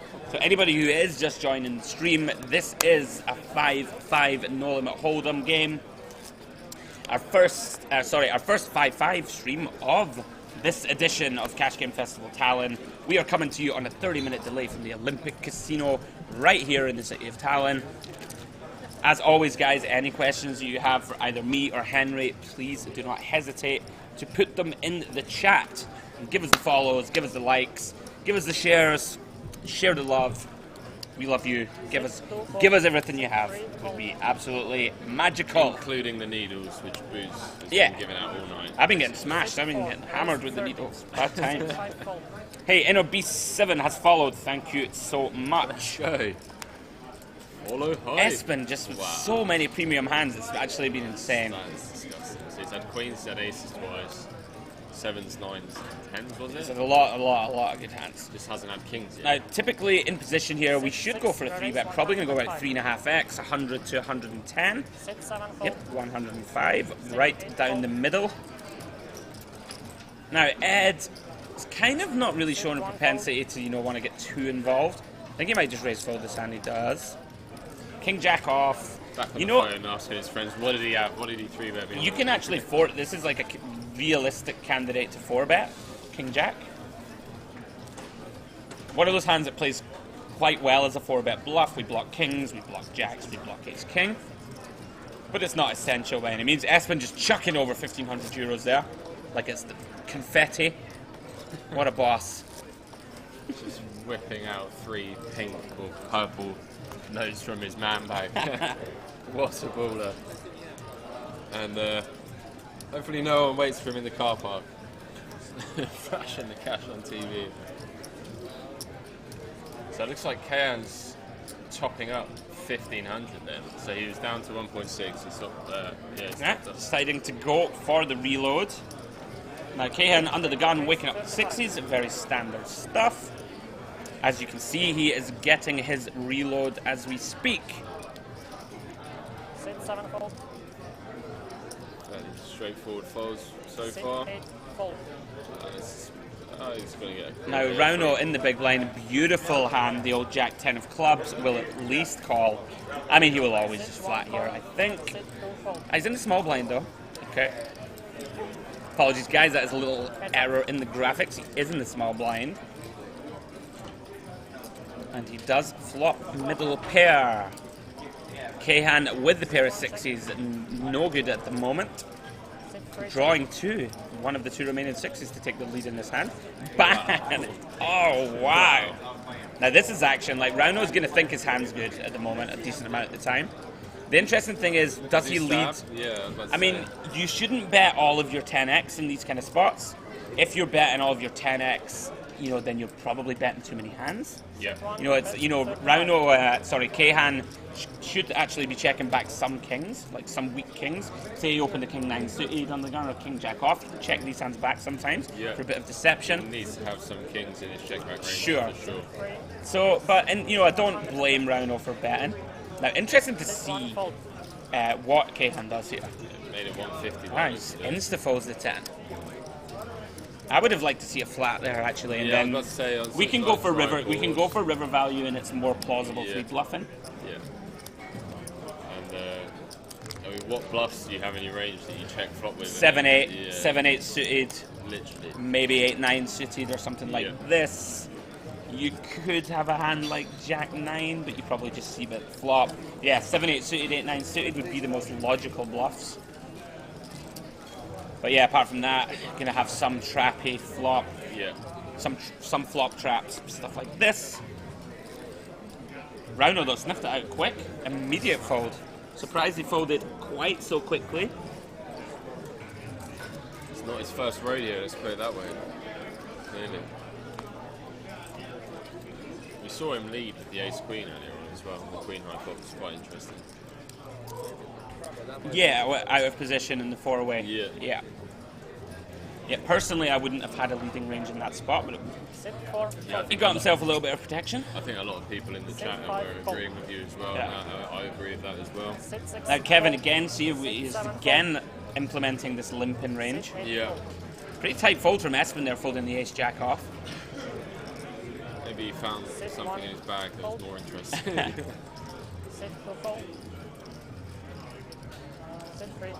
it looks like for once you can Kevin's see that, not going to get punished. You can see that Kahan has the most equity in this spot. Yeah. Seeing as Kevin and Karen are sharing outs. Any diamonds in the deck? Not really too much for anyone to get excited about.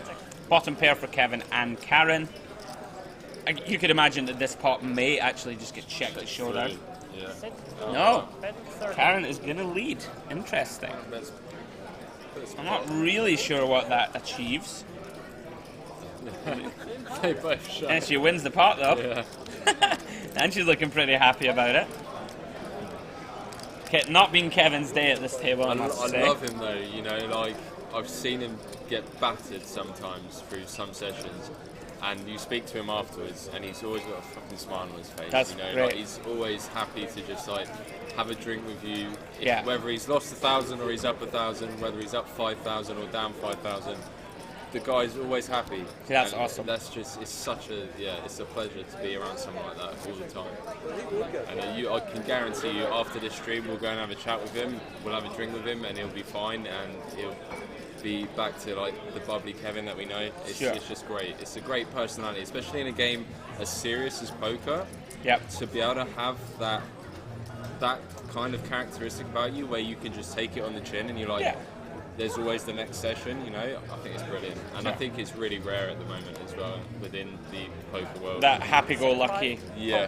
That happy-go-lucky sort of nice to attitude. see. It really is nice to see. Absolutely. Kevin, one of the stalwarts, legends of the cash game festival What a package circuit. as well. He did? Yeah. Wow. He'd already booked tickets to Tallinn and then he just binks a bloody package.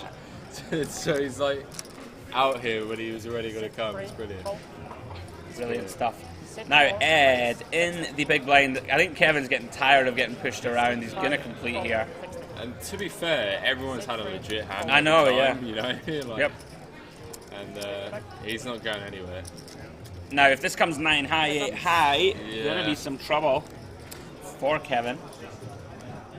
Okay, 7-7-4 with 2 spades. Ed will c-bet this spot. You know, he's going to be pretty much confident that he has the best hand, which we can see he does. Hand needs some protection, you know. I'll be really Now, Kevin, it'd be interesting to see if Kevin goes for some kind of a float here. We do have the back doors. We've got the backdoor straight draw, backdoor flush draw. Come on, Kevin. Oh, he does let it go. I was about to say, I'd really like to know your opinion on this hand because earlier on we saw Espen with the aces against Karen with the queen 10 on the 4-4 deuce board, yep, where he checked back flop. Now, What is the difference between jacks and aces in that spot? I'd like to know your opinion. Well, Espen was in the big blind as well. Okay. So he was in the big blind as well as Ed. Was he in position then? No, he was out of position. Out of position. But the main difference here is, number one, we have a limp under the gun from Kevin. Yeah. So then, like, in theory, Kevin's supposed to have a stronger range than Karen. Karen limped in the cutoff or in the hijack or something like this. So in theory, she's supposed to limp with a wider range of hands than when Kevin limps under the gun, he's supposed to have a better hand. Right. That's the first part. Second part is, aces requires little to no protection on an 8-4-4 board. Yeah. Whereas jacks on a 7-7-4 spade board, you need queen, protection. king, and ace, Queen, king, yeah. ace, spades. Lots more protection is needed for the jacks. I actually really liked Espen's check. I think he just has a really good feel for how Karen's playing. And he thinks that, she probably is going to open with hands like 8s, 9s, even 7s and stuff, but she's probably going to limp with their kind of mid-range Broadway offsuit and suited combos. So I think Espen felt like he could, check, try and lay a little trap, try and get her to start firing. Hopefully, hoping that she turns a pair or something. Yes, but unfortunately for him on that occasion, it didn't come to pass. Yeah. So basically, the overall is jacks require more protection. For sure. That's brilliant. I mean, there is no way there that you can check jacks because, we can't just expect Kevin to start firing on a 7-7-4 board. Yeah. He shouldn't really have any 7x from under the gun, for example, and you're just giving him free equity to outdraw you basically by checking. So that's brilliant. So here we go. We have a 3-bet from Ed to 1. I've been very impressed with how Ed's played actually. He's picking his spots well to 3-bet. I would say that him and Espen have played pretty. Espen's had a lot of good hands, but he's still taking the correct lines. Ed's made the most of what he's been given. I think Ed's played very well, actually. He picked a nice spot to squeeze with ace-10 off. No, that was Cahan, actually. My apologies. Cahan played very well also, apart from that 4s getting. Wasn't a fan of that. But that was the old, fuck it. I think he was. I think he decided, I'm just going to go for it. We're going to put it in. So, yeah. Jeffrey was saying earlier on that he's lost all respect for Ludo ever since he apologised for swearing on stream. Oh, he apologised. I can tell you he didn't mean it, guys. Didn't mean to apologise, 100%. That's brilliant. I can't imagine Ludo apologising. I guess it was an event that he was told not to. Absolutely. to swear. So back into the action. Seen a lot of Henry, let's go. Henry, you're going to take this entire hand. Wow, without you, without me. Input, let's go. Really? Sometimes I do stop talking. We're going to see a fairly standard open from Carol. We're seeing between 30 and 35 with deep pocket nines from under the gun. Do you ever size up from earlier position with hands like this, by the way? Something I've been really trying to implement in my game. It's something I would struggle with. I don't think that we necessarily size up with a hand like 9s yet. Just the standard, standard open as usual. There are definitely good spots to size up in poker, like when you have a big blind who is massively over defending, and you want to just get purely for value, you can just size up, or with hands that require a little bit more protection or something. But this is more relevant to tournament poker, I think. I think when you're over 100 big blinds deep in cash game poker, it's not really a consideration you need to make with 9s under the gun. But there will be some spots. And Kayan making a 3-bet with the hand that you mentioned earlier on, which is a really great hand to 3-bet with, and King Jack off. Now this should go check. Kayan should check back here. I'd be surprised if he c-bets. He has the Jack of Hearts, so he's blocking hands like Queen Jack of Hearts, Jack 10 of Hearts, hands like this, even blocking Queen Jack and Jack 10 that could feasibly outdraw you. Not sure I'm a big fan of this. I think when we c-bet here, we basically never get a better hand to fold, and we always get worse hands. We never get a better hand to fold, and we always get worse hands to fold. So, not sure entirely what the logic is. Is this a value bet? We're essentially turning a king into a bluff, right? If we're going to start barreling off. Blocking hands like you've already mentioned, like Jack Queen, Jack 10, what are you trying to get to call you that you're beating? Sure. This, I guess. But we don't really need, what flush draws can Carol have that open under the gun?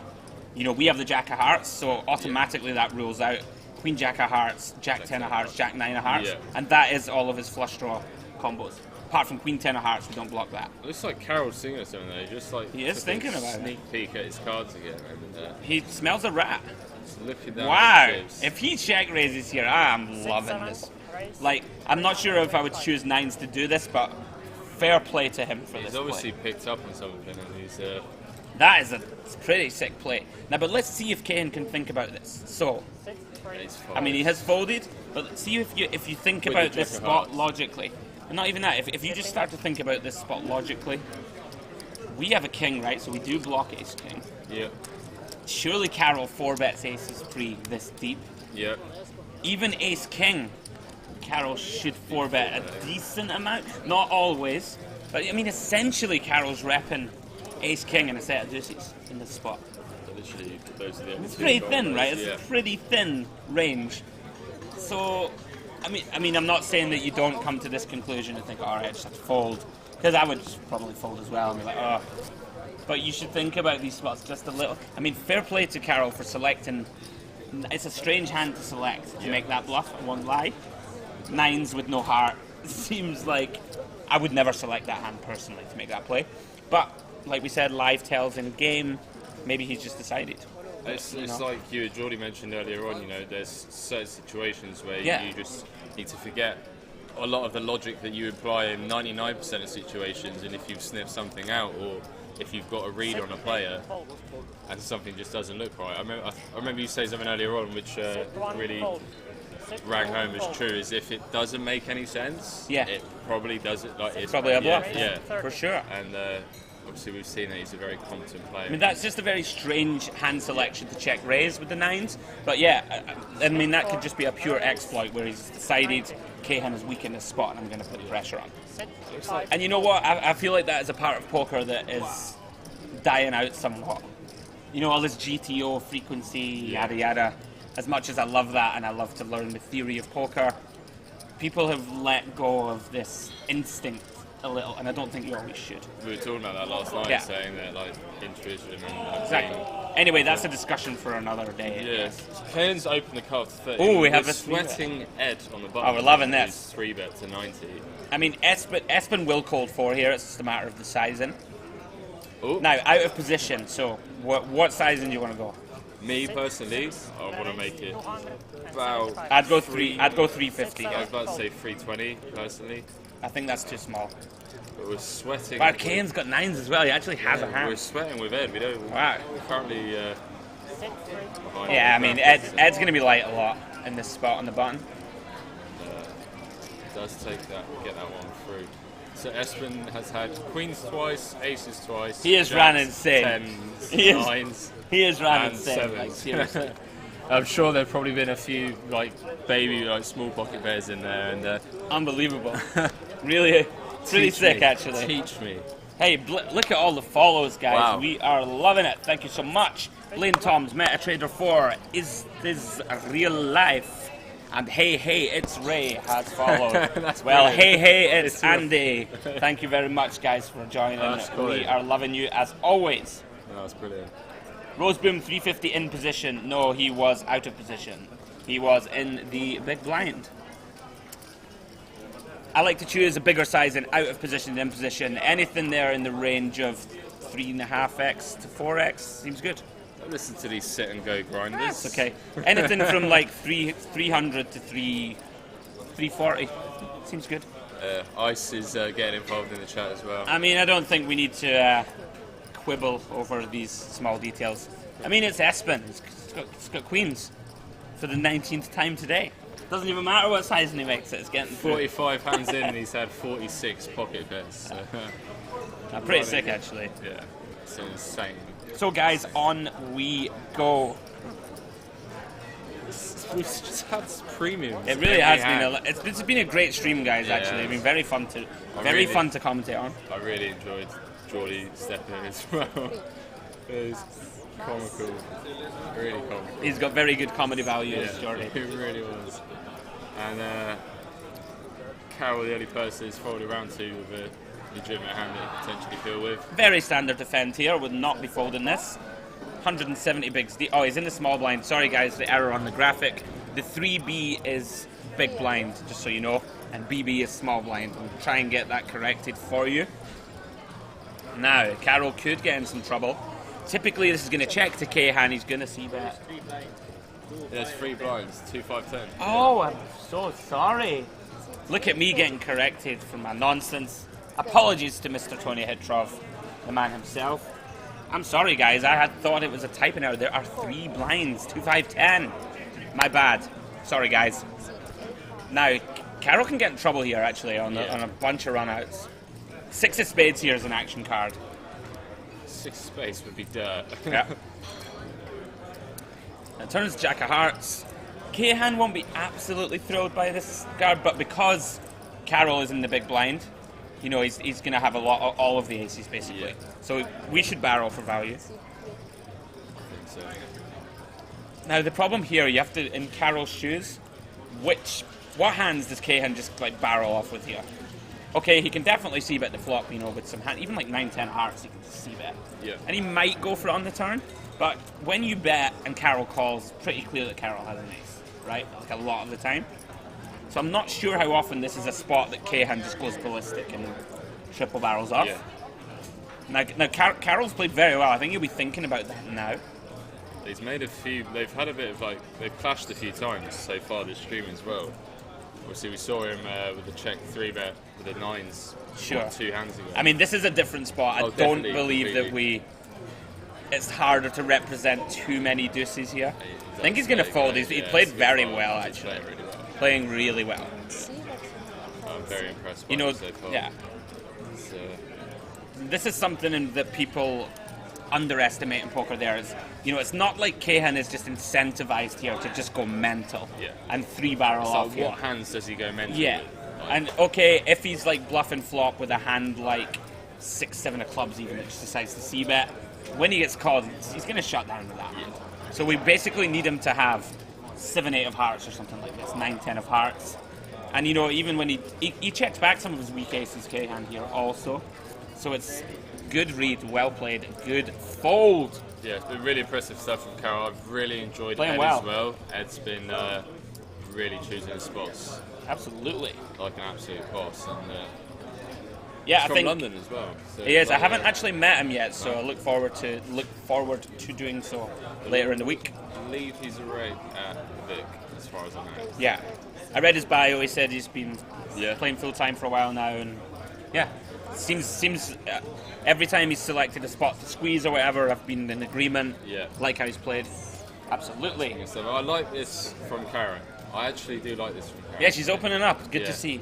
Good to see. Obviously, off the stack size, you could argue that maybe it is incorrect, but I think it's definitely on the thin side, but more like Karen has. You know, it's good to try and exploit your image here.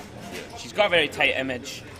It's okay to try and like mix in some of these wider opens. For sure, theoretically, you could just fold this hand under the gun, Yeah. but let's throw theory out the window and let's flop nothing. But she could win this part with a c-bet. There we go. Showing the heart. she bets 55 and I 72. honestly think this just gets through. Like Johnny has no spade. Yeah. He has no backdoors. I mean, see, John is so hates sticky. folding. He hates it. He hates folding. John hates I'm not gonna folding. lie. If I'm Karen here, right, and this goes to showdown, he has 8s. I'm pretty fuming. Yeah. Because I'm like, I've hardly played a hand. Yeah. You know, she Picks up some picks up a egg. pair. Yeah. Actually, sadly for her, it's gonna make her want to check back now. No, she's going for it. 90 into 180 best half pot. Beautiful. It's got to get through. John hates folding. Look at him. He's absolutely fuming. So I've got a pair in my hand, guys. Now this is like a really kind of a weird sizing to take as a double barrel, but I think it's going to work. Oh my. How can he call a turn? What a boss. Karen now just like Now what? She's avoiding like, what eye am I doing? contact. I don't even know. Avoiding the Yeah. eye contact. Wow. John. 6 ball, corner pocket. Oh! Wow. Right, she's going to shove now, which How she should. does she get there like that? That is insane. Wow. Woo! You should see what sizes she goes for because she's gone half pot. I mean, half I'm pot, all and in for Yeah, sure. now she's jams. Oh. You know, super unlucky for John here. He's read this spot. He's read What this a spot so runner. well. To be fair, okay, you have to start analysing again these spots. When she double barrels turn, she can have lots of combos of spades and That's clubs. the thing, yeah. She can have all those combos. Yeah. 10 Jack, but does she open them all? That is the question. Yeah. Like, is Karen opening every combo of 10 Queen of Spades under the gun, for example? We can see that she probably is if she's opening 6, 7 of hearts. Yeah. I mean, John does block like a hand like 7-8 that could random. Is he really going to call this off? Whoa. I'm not going to lie, his read has been sick here. He's very unlucky that she's backdoored it. Yeah. I'm kind of surprised. I wonder if he had a live read, because Karen hasn't given any inclination that she's just randomly going to barrel off. Yeah. But she was doing so here, incredibly. He's in a world of pain here, and his read has been right. His read has been right. Way, you know. Well, when she goes bet, shove here, I mean, she never does this with just a 9, for example. So she's basically representing a good king, or better, right? You know, like does Karen bet, shove, king, jack? Yeah. No, I don't think she does. Right. So she's essentially repping what, king, queen suited and better? Ace, king, king, queen. Ace, king, queen, aces, set of 9s for a full house. So when you actually think about it, this is a thing, and he's flicking it in. He's going to be fuming here. He's going to be. Oh, it's brutal. Woo. Wow. It's a good read from John, I must say. You know, he knew on the turn, he knew he was good. Yeah. It's a sick You can't call believe as well. it, look, you can't believe It's it. a sick call. I wonder if she does that if it bricks. I don't as think well. so. I don't think so. This is the weird thing, you know, we talk about breaking down hands, is whether she does this if it bricks out. I mean, the This is interesting what John, thing... Yeah, go on. Sorry, no, please. No, I was just saying this is what John should be running through his head, is like, what is she firing 3 streets with? Sure. I know she's got 7-6 in this specific spot, but is she ever triple barreling with a bluff there? You know, where she's got showdown value. And like you said, does she ever do this with King Jack? And I don't think she does. I don't even think she does it with King Queen, to be honest with you. I honestly don't.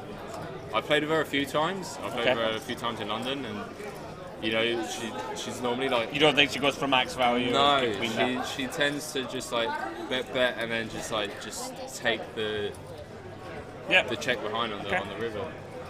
From what I've seen anyway, but hey. John's fuming. Look, can't believe it. I'm interested to know what the thoughts are on the turn from Karen. Exactly. Is she trying to fold out a 9? I'm really interested. Is she trying to fold out draws? Does she think that her 6 is good? Trying to get him off the king? Is she? I don't know. I doubt it. Kevin, back on the phone. He's going for the old limp pin. Back on the phone. It's such a tell, you know. He had aces and put the phone down, and he's not put it down since. That was sick. That was a €900 pot as well. And the double straddle in play by looks of it from. Yep. Yeah. So Kahan is in the under the gun straddle spot with the jack 6. Now Kevin finally making a top pair. Do you think it's the first time? No joke. Like first Kevin. time today. No, but it's got to be a bit of a tell, right? When you're checking everything and then when you start leading into spots. 100%. I'm not a fan of this from Kahan. You know, our hand is like, this is a super thin call. We basically need a jack or a 6 to improve. You know, I mean, okay, Kevin can have some bluffs, but even if the jack of spades comes, for example, you can't be absolutely thrilled with the hand. There aren't many turn cards that you like for sure. With. Kevin should bet for sure here. I'd like to see him bet 125 or something like this. 125, 130 seems good. We get a lot of protection from spades. He's went very big, more than pot. Wow. And he gets it through. It shows as well. It shows the king queen. I think that would have worked better for him earlier on in the stream if he had showed a hand like that. That's what's within his limping range. Sure.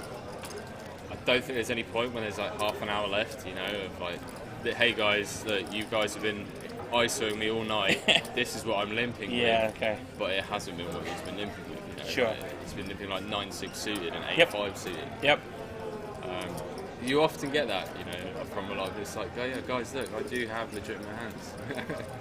It's interesting to see him table that as well. Sure. John must be fuming up. John is fuming, I'm sure.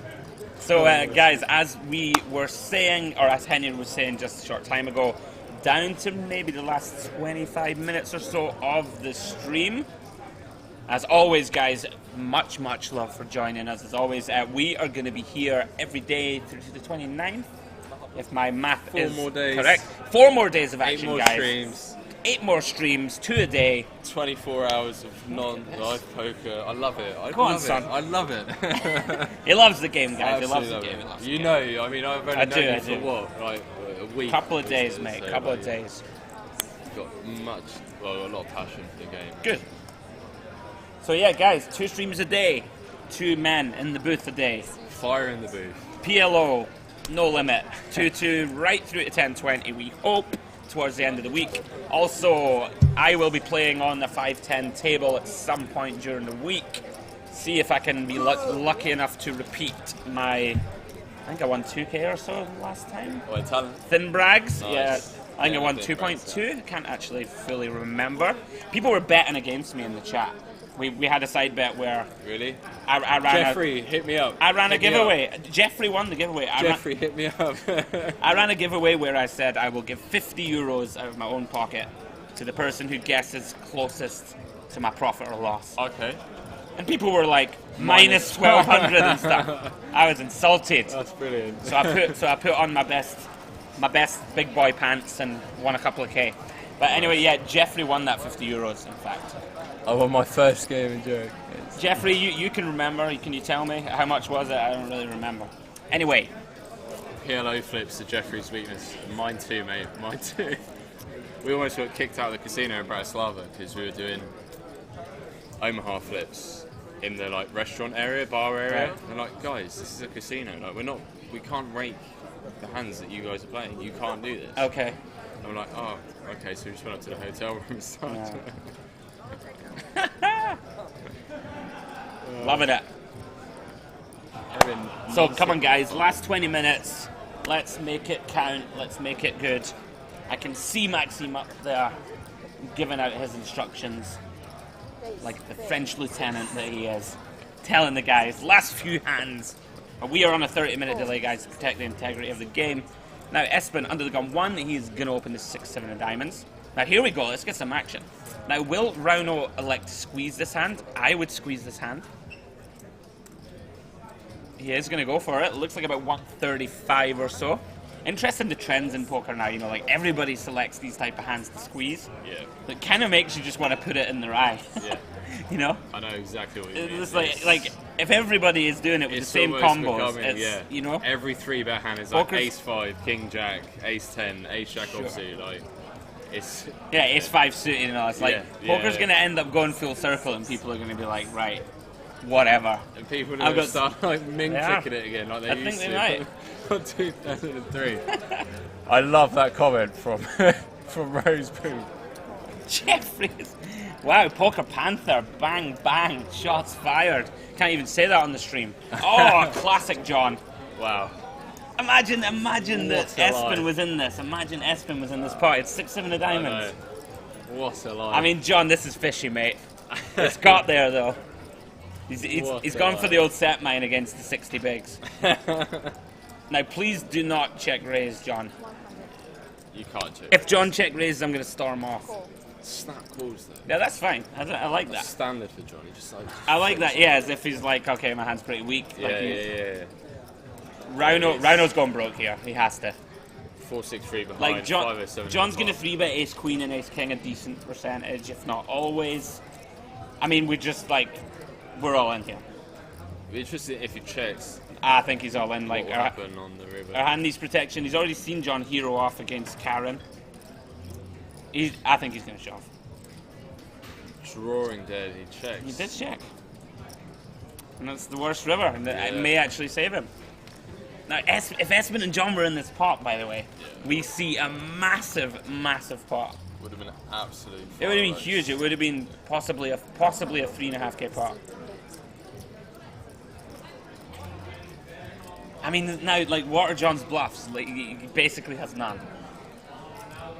Yeah. He has no bluffs here, seriously. Like, It's literally the nut worst card that could have come in. Yeah. The deuce of diamonds. I mean- Flush gets there. yeah, good for. I mean, John's not betting with ace 10 here, you know, for example. No. But it's. Yeah, the check Espen's saves him sitting money. there fuming, you know, Espen's sitting there thinking, ooh, that was mine. That's some awesome hands tonight, I gotta say. Yes. Guys, I hope you've enjoyed it. We certainly have. The follows are still flying in, loving it, guys. Jungle Best, Space Monkey Mafia 12, and Lumilisco. Thank you, guys. We appreciate What up? Yep, we appreciate each and every one of you. So, guys, we have about 20 minutes left. It's been good, huh? It has been good. Very good. Very good start to the festival. Yeah, we had like just an absolutely out of line first table, and then we just had coolers like Yeah. this table, you know, just like premium hands, every hand. It's been absolute carnage. It really, it's been great to watch, actually, I must It's say. been really good. Good fun. And really, He should open this hand in the cutoff for sure. 30. Karen beating into the pot. Can't get a chip. Now, this is a sign of weakness. You know, when you insta-put chips in, like flat like that, you never have a big hand, honestly. This is like something that happens in real life. Now, let's see. Ed has been good at picking up these situations. He is just going to call, though. Ace-9 suited. Don't mind it. Good fold, Kevin. Like, when is anyone Karen, you know? You're like, no one flats with aces there that fast. Literally beat It doesn't into the happen. pot, you know. Yeah. Flick it in. She has flopped the best hand, though. Yeah, she outflops them both. Now, typically, this probably checks through to Karen. Makes a lot of sense, and she's just going to bet, and they're both going to fold, I would imagine. Yeah, she has to protect her hand here.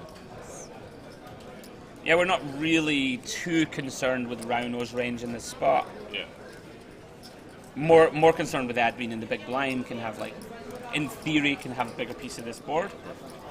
In any case, They've Karen made a picking nice up the little pot. comeback. She has again, Kevin, yeah. Karen and Kevin making a slight comeback, and it's nice. Let's get them chip counts. Raona now, though, the short stack down to 433 after obviously losing that point against John, and Ed just cruising at the moment. Espen, how much did Espen buy him for? Any idea? 1.5? One, he might just be in for one, you know. Yeah? Wow. Let me check. That makes sense actually, because he has won some big pots. He has. Yeah, buying 1K. Wow. So Espen up 1.7, which is Huge. plenty. 300. 170 odd bigs. points, yeah. I mean, he's up 300. I'd be interested to see how they tally this one as well, because they're making it's played as a 2-5-10. Yeah, sure. I don't know if they're going to include talents like a straddle, and Okay. then the big blinds are 5. 5. Yeah, We'll see, actually. We'll Not see how that runs sure. out. So obviously, Espen will be top contender at the moment. Either way, even with the 170 bigs, you know, we'll see Sure. 2 streams in. Ed, again, impressive. I'm really, really aware of where he is in spots. I like it. And no one's... Now, Cahan, I want to see Cahan peel here. He has. Here we go. Now we got some fireworks.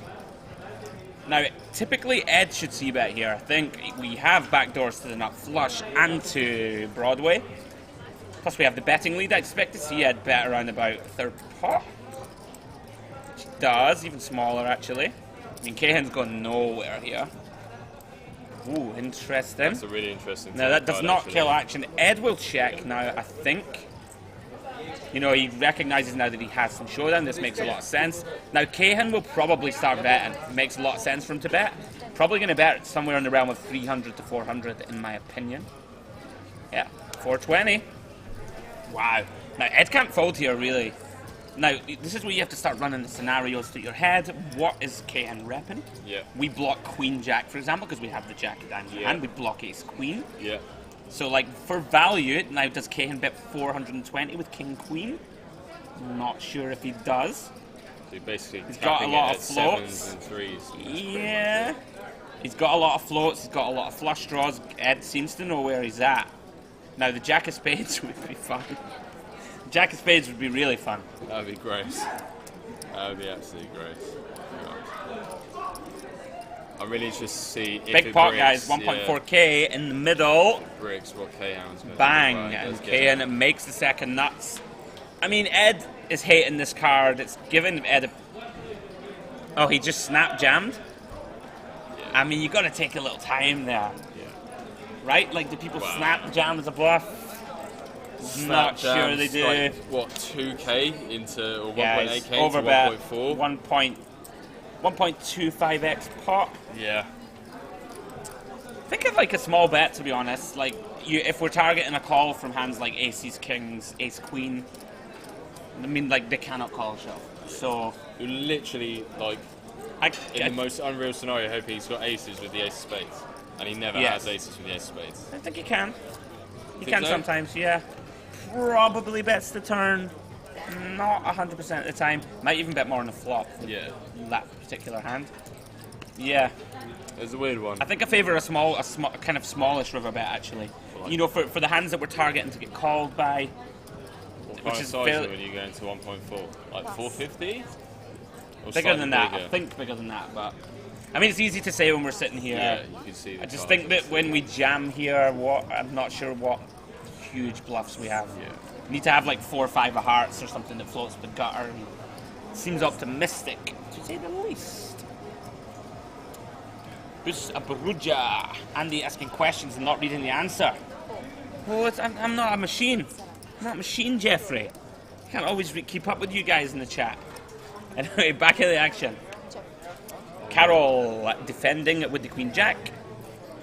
Karen in the hijack does check behind. Now, Carol's going to lead here for sure. Probably going to bet half pot.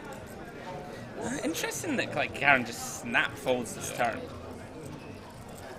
She almost looks disinterested somehow, so Yeah. she's like looking away from the table and really not interested. You want to hop in for 5 minutes? Yeah. I'm going to nip to the bathroom. Yeah, real no quick. worries. No, you stay. Yeah, it's fine, yeah. Like, guys, I will just nip to the facilities. Your main man, Wacky Jackson, jumping in the booth for 5. He said 5 minutes, probably going to be about 10 minutes. Enough for a hand, anyway. Hey, everybody. How's it going, Good to be buddy? back. What have you been up to? Been roaming around. There's Yeah. some good action. There is. A lot of players just keep filing in, so talking to all the new players that are coming in. Nice. A lot of familiar faces. A few more Finnish players just came. So the action is leading up to be very good the next 3 Nice. days. I'm looking for forward sure. to it. I've seen a lot of like new faces as well. Like, Yeah, I for you, a have lot of that, the yeah. faces are less familiar because yeah. they're more playing here. Some of them have traveled to other events as well. Yeah, obviously Unibet brought over quite a few people as well. Yeah. Got like the people that we know from 32 Red are here as well. And we've got some Bet Safe and Olibet people, so it's nice. A little bit of everybody. Well, this is it. This is why I love these events. You know, just you get to meet so many interesting people, and yeah, just the overall like environment that you're surrounded in is. You don't have to play poker all the time. You just have a drink at the bar. You know, you can chill out. It's fun. It really is fun.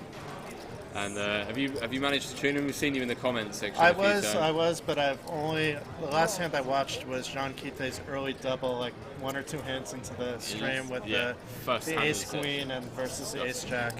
He runs so good. But now it looks like he has 1.8k, he had about 2k then, so he's running about even. He made a really, really nice read against Karen, and she somehow hit runner trips. It's correct call on the flop, correct call on the turn. He still didn't believe her on the river, where she just literally hit running trips, and he did call off with like pocket 8s on a king 9-3 board. So Karen's doubled up, she won him for 500 or she won him for a grand? I think she's reloaded. Okay, I do think she's reloaded. Okay. Because it is a I'm not too 2-5 sure. game, but it's a 2-5-10, so even 500 is a little short. You have 100 big blinds, but it's effectively 50. Yeah, exactly. This is really thin from John. John bets He's calling. 25. KM raises it up, and He calls just. I think he just called for the information. he makes me laugh sometimes. He really does. KM's been really impressive as well. He's beating nothing there. No, I mean, he has second pair, but he's still beating nothing. exactly. But you know, me and Andy have been rinsing John a little bit. He hates folding. He takes it personally. And if you 3-bet him, he just almost feels like you're making just deliberately picking on him or something. So I've seen him make big folds, but that one wouldn't have been even like a big fold, you know, because it's just like to him like a 25 chip is nothing. yeah, I know what you mean. It's like calling for an extra 2 for us just to see what the other guy had. Maybe one day we'll Yeah. get there. Just like flicking the extra 100 or whatever. And to be honest with you, the level of poker tonight has been insanely impressive. From Ed and Carol, for me personally, and I know Andy's been bigging up Ed's plays a lot, and Carol's plays as well. Carol's a tricky player. I remember watching him in Bratislava. Like he's a bit unpredictable. He goes through these stages where he's playing very loose and then he tightens up and then goes back to loose again. Very solid tonight. Ed as well. I've been most impressed by Ed, and me and Andy are looking forward to actually. You know Eddie from from Aspers? But I know he's a reg like at Aspers and the Vic. But I'm looking forward to meeting him afterwards for sure. And I like his pink shirt. Yeah, he's only 24. He's like a year older than me, so he's a young gun. It's a lot of young guns. As Andrew this likes to stable. put it, yeah. And interesting, Bob. yeah. That they both. Let's see if John can get a read. John will probably pay her off. He has to at least call the flop, but let's see if he just goes 3 streets again. I mean, obviously he has some outs here. An 8 would make things interesting. That also makes it interesting too, because they did check though. It was a quick check on that turn. And just talking about live reads, going back to it, what's different from the 7-6 hand earlier on is that Karen was so disinterested in the action when she was bluffing. You know, she was looking away, she wasn't making eye contact with John, whereas here you saw her smiling, looking at him. Yeah, John value owned himself twice in a row there. Yeah. It makes sense, you know. It was check on the turn, so if Karen had a hand like King Queen or King Jack, she might be calling, especially against John. I like the check behind from Karen as well. I think she definitely makes things. It was also a thin value for her as well at that point. Yeah, for sure. You need to pick your hands that you're going to bet 3 streets with really like selectively. And I like the check back here. And that's not the end of the no, it's not the end of the stream yet. I think we've got about doing some chip counts or something. 5 more hands, maybe. It's 20 past, so we've been live now for what, 2.5 hours. So we'll probably have about 10-15 more minutes. I did see Maxime pop into the. They are still playing, but I don't know if that's. They just run it afterwards. Okay. Like in Bratislava, you know, when the. So they're just keeping it going. Carol's down 1.5. Kevin's down 350. Who was the big winner there? I missed the. Said Carol was down 1.5. Oh, he lost a huge hand first hand against John. Yeah. Yeah, he lost to like 2k pot. That was a cooler. It said Karen was up the most overall, but that can't be because Espen's in for 1k. He's sat on 2.5. John's in for 1k. He's sat on 1.5. So you might have a few issues there with the graphics. We'll get the official update up in the Poker News blog. We only report the big winner. We don't like to report who lost what on Poker News, but we just do like in case your mum's big... reading it or something. It's like, I mean, we try to promote it, you know, the positive, positive aspect of it. For sure. And it looks like we got a double straddle. Well, straddle. Everybody's been on the losing end. Obviously, for tournaments, it's different than cash games. Yeah, for sure. And ooh, wow, what a flop. Check. I mean, it's not going to get much out of this, but still, Carol that's a dream. Has just been playing really solidly in terms of check back ranges. And interesting. Does pick up some additional equity here on the turn, obviously. And got another check. I like this check from Kane as well. I think I would like a check back, but it's maybe only because we know what Can has. Like, if Can has, like, ace-10, you know, it would almost be nice not to see Can's cards and just as Carol here. This is a really bad card for Carol as well, because Kane's probably going to bet about 70 after betting. Do you like Can checking a 3rd street, or should he lead out here? Does check.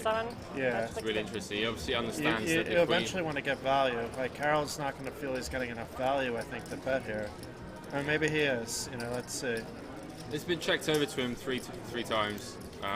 Obviously, hits Jack on the river. So yeah, Carol figures he's getting enough value. He's basically turning his hand into a bluff. It's not really this. I guess he's being called by any 8, so it's not really. It is a thin value bet. He is being called by any jack, but some of those jacks are beating him. Ken goes massive here. And this is a snap fold at this point. It's a polarizing bet, but you're not beating enough of the range to be calling there. You're only basically beating a bluff at that point. Yeah, these two have battled it out a few times. That's during the interesting. They're stream. checking. You flop a monster, and then you're checking 3 streets, hoping to get your value at some point. Yeah. And they did. And Kayan obviously knew that the queen and the jack hits Carol's range a lot. And yeah, he checked it like an absolute I don't boss have the in a row. patience to check it 3 times in a row, though. I just don't have that in me. If you see me checking it 3 times in a row, I guess that means you can actually bet on me. Yeah. I and just you've gave away a got- read. yeah. I have a call down hand maybe, but I don't have. I don't have what's a monster on that board. A check raising hand, yeah. It's an interesting hand. The sizing, like you said, is really polarizing. And Sit 4, raise 30. on to the next hand. And Ed waking up with, I've been so impressed with Ed. King Queen offsuit, round the gun, decides to pop it to 30. And Kevin finally waking up with a hand here. This Kevin is does like to going get become quite free tricky. bet. You think he might, because of his position, he might flat? Yeah, he does get quite Sit tricky. 5. He's got the 3 bet in now. It's a thin 85. 3 bet to 85, it looks like, if I counted those chips correctly. Yep. Sit 8, fold. But based on his stack sizes, he does want to get a call from Sit Ed, one, and he fold. does want to chase Sit out these two, fold. speculative hands, which he's doing. Sit 3, fold. And This could be an interesting hand, depending on how Ed plays it, because Ed is basically Ed's going been to call really here. solid. Like he's probably going to fold, and he does. He did fold. Okay. He's been playing so So solid. it wasn't with that big of a 3 bet. Kevin. Kevin put the phone down and gave away the live read. Yeah, flat. The phone is now a read, Kevin. When Oh, you yeah. watch this later, Yeah, be yeah. careful what you do with the Massive phone. read. Okay, Massive so read. Andrew's back. I'm gonna pop out. Thanks for letting me join in again. Thanks very much for joining us. Cheers. All right, guys, we are back in business. Get the shades on, Henry. my bet It's safe that shades time. on, mate. I think it's that time. Mate, I'm loving like all the gear that I get I in know. these stocks as well. Guys, did you miss me? Was it the worst time of your life when I was away? I'm sure the answer is yes to both. I don't know. I don't think I'm going to be able to rock these glasses anytime soon. All right, so did I miss anything? Miss anything fun? Nothing major. Nothing major. Kayan with a really sneaky check on flop, turn, and river. Flopped the top 2. Okay. After he Did it defended, work? Did you get any? yeah, after he defended big blind against Carol's open from the cutoff with Jack 9, he defended with 8-6, flop came 8-6-4. Sit 6, fold. Turn was a queen, river was a jack, and he checked it for the 3rd time. Sit Nice. 7, She went for fold. value. Carol did go for value. Did he yeah. raise? Sit He 8, did. fold. Carol bet 60 into 120, I like it. and then Sit one, Kayan fold. made 230? 425. I don't know if I like that sizing. Yeah, A it little is. big. Sit 3, It's raise. like, okay. fair enough. PJ Ballin missed you. Sit 4, There we fold. go. Big love, my friend. Love and life. Right, so guys, we are coming to the end of their Sit 2, first fold. day here at the Cash Game Festival Talent Stop. I wanna So get Geordie back probably, in.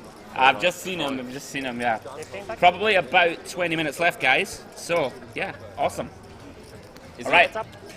Now, interesting. Look at this. We've got a raise to 85 from Ken with the King 5 off, getting a bit out of line, perhaps trying to leverage against Kevin. Now, Kevin, find the flat. Find the flat, Kevin. Come on, Kev. This is such a perfect spot to flat. It's just one of them weird spots where he probably thinks that Kane's got a monster hand here as well. For Yeah, making but you so can big still for him. flat, and all Kane's overpairs are gonna bet the turn to get it in. And okay, that it's a draw heavy board. That is true. We can he can sepia. He's just insta folded. He likes to show, and I don't really understand the rationale behind showing like your Yeah. value hands always. Yeah, I agree. I think Sorry, Kevin. I really hope I've not been flaming you too hard, but I think with our image, it's so important that you need to be balanced and you need to just call when you have some of the top of your range. I You know, couldn't agree a with player like Cahan, you know, let's just say that an ace fire comes out on that turn, he's gonna go for it. Yeah. He's gonna blast off. he is. And- Any card over a 9, he's gonna. Exactly. It's not like our hand's that difficult to play. We can call the 8, the 75 or whatever that is. Yeah. Okay. And then on the turn there's going to be 340 euros in the pot. We're going to have around about 500 euros back. It's not difficult to get it on the turn. It's Yeah. not a problem. And if Kane does have a hand like, let's play devil's advocate, if Kane has 10 jack of hearts or ace queen of hearts, it's going to go in anyway. Yeah. So you keep his bluffs in by flatting. And also if a scare card comes in, if a king comes on the turn, Kane goes for Gets 3. paid. He gets Goes for paid. 3 streets. So Gets I would have liked to have seen a flat. Anyway, Sit It's 6, been raising raise it up. 30. And again with Christopher Kirk's new favourite hand after shipping the 25k high roller with it yesterday. Ace 5 of diamonds. Sit 7, call 30. And Carol flatting the kings from +1. Yes! I love this. See, I like that. And Come on, then. Oh, Rono's going all in. 100%. No, he's not. He's been squeezing He's all not night. shoving with 4s. He's going to flat. Got 40 bigs. Come on, he's not shoving with 4s. Out the booth. Right, he's done. He's finished, guys. Come on, he can be squeezing as much as you want. He's not going to squeeze rip for 40 bigs. Can get involved. I mean, Ed. Why are they like Ed? Okay, okay. There's still Kevin in the €10 third blind. Probably why he folds 6-7. I was surprised to see it. I thought he was in the big blind. 5 players. Now Carol, okay. I mean, I like his flat. It can be tricky. But if you have, like, he maybe thinks with John and Espen behind that they're like some bits and squeeze it. Sorry, Espen's under the gun, so discount that. Now, as we can see, it's working out perfectly thus far. 5 check. Very tricky, these spots, though. In a 5-way pot, you're never thrilled. You don't really know exactly where you're at yet with the kings, but you have to bet. Like, betting is absolutely mandatory here. We have to attempt to define our hand in this 5-way pot. We just see what kind of size. He doesn't need to bet big here. You can just bet, like, I'd like to see 60% pot. It's about right here. You know, if you bet here and you get raised, relatively easy fold. Like in general, you don't really expect people to like bluff raise in a 5-way pot. I don't absolutely hate it. It's going to get checked through, now it gets really tricky. Luckily for him, his hand's still good. Sit 3 check. Sit 6 Now check. the interesting thing, this may check through again. Now one thing I find a little confusing is, if we're not going to bet flop, then why do we bet when the jack comes? Because jack X are going to check back in the other people's ranges way more than queen X. Yeah. I couldn't agree more. Now Cahan is not a believer, is going to go ahead and call turn. This is interesting. If we got jack river here, then Carol can win a big pot. Heads up. I mean, it's a total blank. Sit 3. Cahan can hero off here with a queen quite often, actually. You know, when Carol is basically, when he bets river, in Cahan's mind, he will not be putting Carol on kings here. So he's kind of repping a jack or nothing. He doesn't check. I don't think you can check.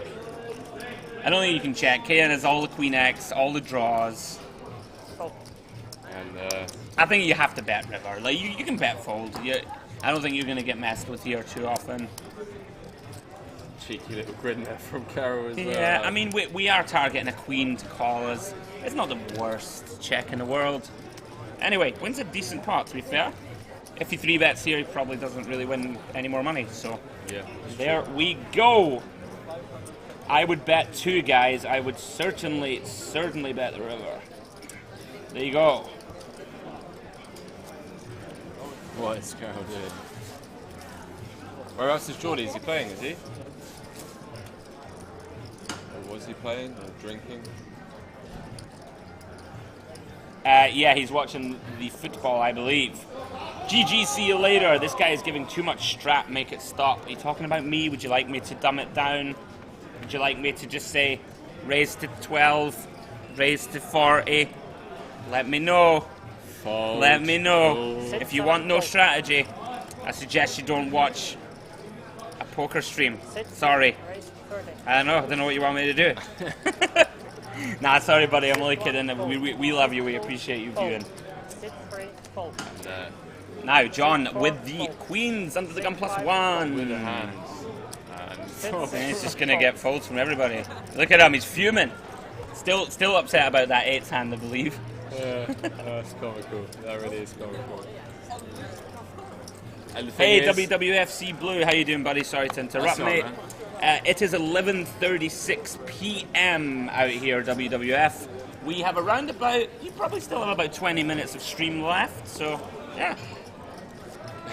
Jeffrey's saying Henry's doing a dumbing down already. So it's all good. Meow, eh? Jeffrey got you there. Look at Roseboom loves it, loves the trolls. Massive fan of the trolls. It's quality. It really is quality. Wow, there you go. Priceless. The thing is, we're going to hear John complaining about this He definitely are. for the next Yeah. bloody month John, as well. John's going to moan afterwards to me, 100%. I've told him, like, for a poker player, he half doesn't whinge. Like, Well, So win just for Norway. Hot Zoniku says, running as hot as himself. Wow. It's a bit of love for the Espen there, I believe. Got some I know. Espen fans in the Tough, building. tough life for Espen, isn't it? Has pocket queens every third hand and looks like a statue. What a dream. What a time to be alive for Mr. Espen. And we've got 170 viewers in the building, so Dreamin'. massive shout out to everyone who's tuned in tonight. Big love, guys. Don't Thank you for the viewing and thank you for the follows. We are going to be back same time tomorrow, 6 p.m. local time, and I think we started today about what, 10 to 9, 5 to 9 local time for the second stream. So Yeah. we got 2 more streams coming for you every night up until Sunday. So don't go anywhere. We're going to be back. Now, a little bit of info for you here. Carol, I read his bio, and he says that Deuce 5 suited is his favourite hand. Oh, really? And if you remember, he joined the end of the 2-2 stream earlier, and he squeezed with the Deuce 5 suited. So you can see, look, he absolutely loves it. Now, like Kevin, he gives off a few too many tells in these kind of spots. Like, this is just a call. Good to see. Now, Kahan looking for a heart, basically, to barrel off. Obviously, a king for value. Excuse me. Now, I mean, Kevin's not really got out of line too much. I'm not sure if Kahan's just going to take off here against Kevin. I'm not sure about this. Doesn't make that much sense. Never going to fold. Yeah, I do. And he does get out of line. River's a 3. I mean, this is going to go check. If Kahan has, if he thinks that Kevin has like a diamond draw, he's going to think his 3 is good. Deed does go check. Mr. John Kite. The 8th hand you knew, didn't you? You were on the right track, but she got the sick run out. I was She so got sure the sick she run would. out. But it's so sick that she could run around. It's a sick run out, I must say. I had a good feeling, but That was a good call. The read on the turn was excellent, actually. yeah, because And then we have to call River, I guess. Pretty unlucky. lucky river. Huh? Lucky river. I bet all the way. No spoiler. Oh, hello. Alright, no, you're okay. You're talking about, no, come on. No, it was You're talking about the 6-7 hand, that's okay. I thought you were talking about some. Pocket 8. I was going to call any river. And you actually did that. Carpet Catcher says, we love your commentary, Andy. Thank you very much. We appreciate all of you guys, as always. And yes, so we're coming to the last maybe 10 minutes or so of the stream. Guys, give us your insights. Did you enjoy? What you got? Any take-home info for the viewers? John, any last thoughts? Don't hero with pocket 8s, so it's a triple barrel. I was right until the river. He was right, in fairness. But He was right. I have some bad plays against my my friend Keo. Because me and him, we play every place in the world, every week. I said that you had history and it everywhere. made a lot of That's sense. why we Gold do some 35. weird stuff against each other. Yeah. But I wish he wasn't there, because then I wouldn't lose. But whatever. The game continues, so hopefully I get it. Roseboom says John is still steaming about the 8 balls. Absolutely. Now, anyway. There's a hand that's way worse than that. Oh, is it coming up? I'm not sure if you Okay. All right, wonderful. Back into the action then, guys. Last sort of 10-15 minutes or so. Stay with us, guys. The conclusion of this 5-5 no limit hold'em game. Now, we never actually got to sweat this, I don't think. Now, interesting that Carol just folds there with the 2 overs and a gutter. I don't like it, actually. Now, this, for example, that's a candidate of a hand that you can check raise. It works a lot better if you have like 7-5-6 with a heart on the board, backdoor hearts. It becomes a better candidate to bluff check raise. But you know it's in vogue nowadays. We block 8-9, we block like 9-7 and all these type of hands. Probably not that much of an issue, but we do. That is a spot that you can literally check raise and just take off. Very tough for your opponent to call 3 streets. They kind of need a set or 2 pair. In any case, It's really like that. I know I keep going back to it, but that hand where you said Feraldo should be checking all his overpairs on the 6-5 4 ball. So similar texture as well. that's kind of different because Kahan's in the hijack and we're in the big blind. But yes. Okay, Kahan opening up again. He's going for it. Going for it towards the end of the stream. We get to sweat it. Now John in the big blind with the King 5 off. Is this going to be one of them? I mean, I think he still has someone behind in the third blind. He's going to go for a 3-bet, I think. You know, random hand to do it with, but he does have the king blocker. I don't like the size, and I think if we're going to 3-bet, we need to go a lot bigger than this out of position. Yeah. You know, you do not want to incentivize your opponent to call when we have a hand as weak as king 5 off. I would have made this like 150 odd, maybe more. Anyway, good flop for John in theory to win this pot. He's gonna c-bet. I don't really know if Cahill just folds to 1-bet here.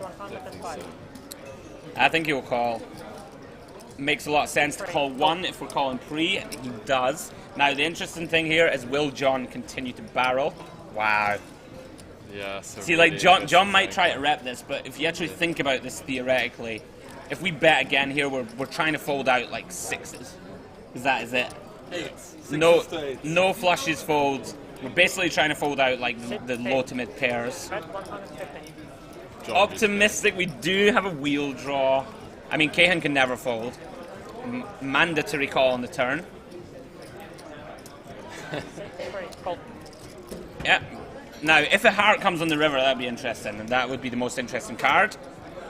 Now, but like John knows he has no showdown here. Like he has to know. He has to know that his opponent doesn't have a hand. Like, you need your opponent to have king queen with a king of hearts or something to be good here. So we need to bluff off. If we're trying to get 6s, 7s, and 8s to fold, still we got a bomb. If we're trying to get an ace to fold, like Cahill in theory has all of the ace X. He should have a lot of ace X actually. That, you know, ace jack, ace queen, ace 10, as we can see, has ace 10 that will call the 3-bet and call the flop. Now, I think we have to absolutely bomb this if we're going to try and get it through. Fair play to him. He's gone for it. How much does he bet? Is it an overbet? 500. I mean, it's pretty strong. This is a tough spot now. Like, He's hating his life. I mean, for sure you should be, to be honest. But do you go 3 streets here with ace king? Do you go 3 streets? Like, yeah. No, like does John go 3 streets here with ace king and ace queen? I'm not sure.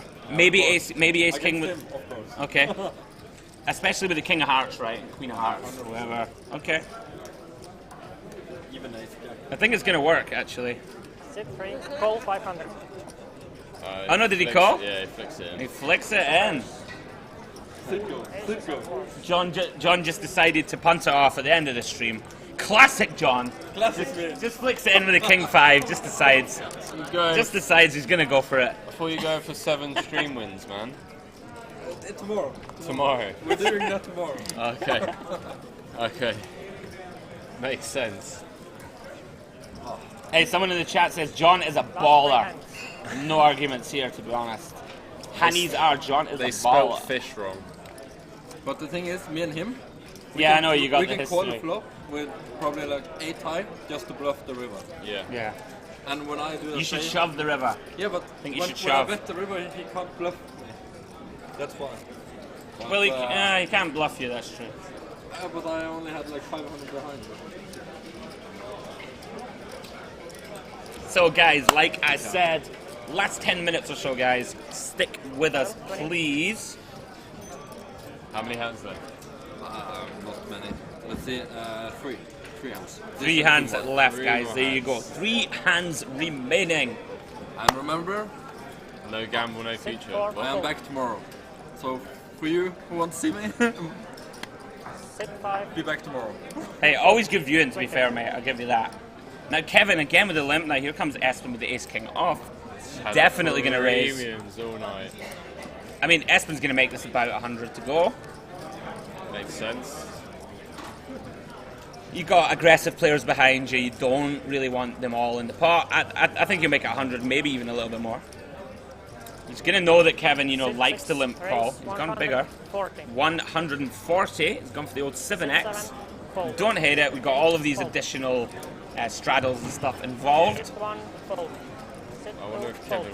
Kevin can get quite Oh, carried wow. sometimes. Now this is a hand that like Cahill can want to get involved for sure. With 3 hands left, Jack 9 suited. Now this isn't something I would advocate too often, but I think he might flat here. He doesn't look like he's folding to me. It looks like you just asked Espen how much are you playing, mate, kind of thing. He does feel. I had a feeling. I love it, to be honest, guys. Strap yourself in, guys. A little bit of action in the last 3 hands. Why, like Kevin has to call there, I think.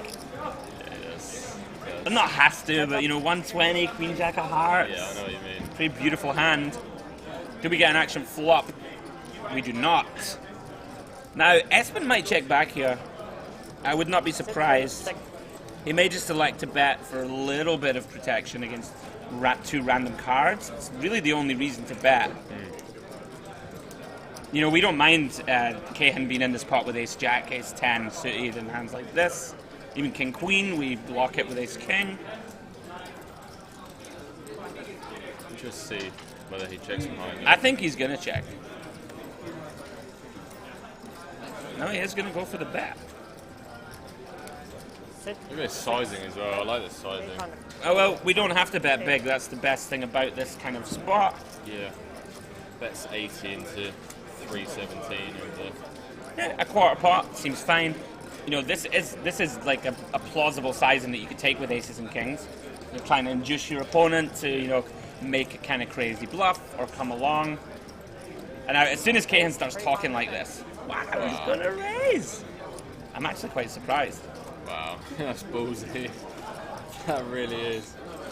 I mean, again, what hands are we truly representing here? Do we check raise every set? Are you ever doing that with 7s through 10s? No. No, probably not. No. So we're kind of repping sets, and you could do it with a hand like 5s maybe. And then you kind of turn it into bluff for the price you're getting. Yeah, exactly. If Espen really thinks this through, like Cahan needs to have a set really to be doing this for value. Maybe not. Like the bet is small from Espen. We could feasibly raise here with a hand like Jacks, something like that. Maybe just. I think Espen knows here. Look, like the instincts, you can feel that he knows. Yeah. Tanking quite a while though.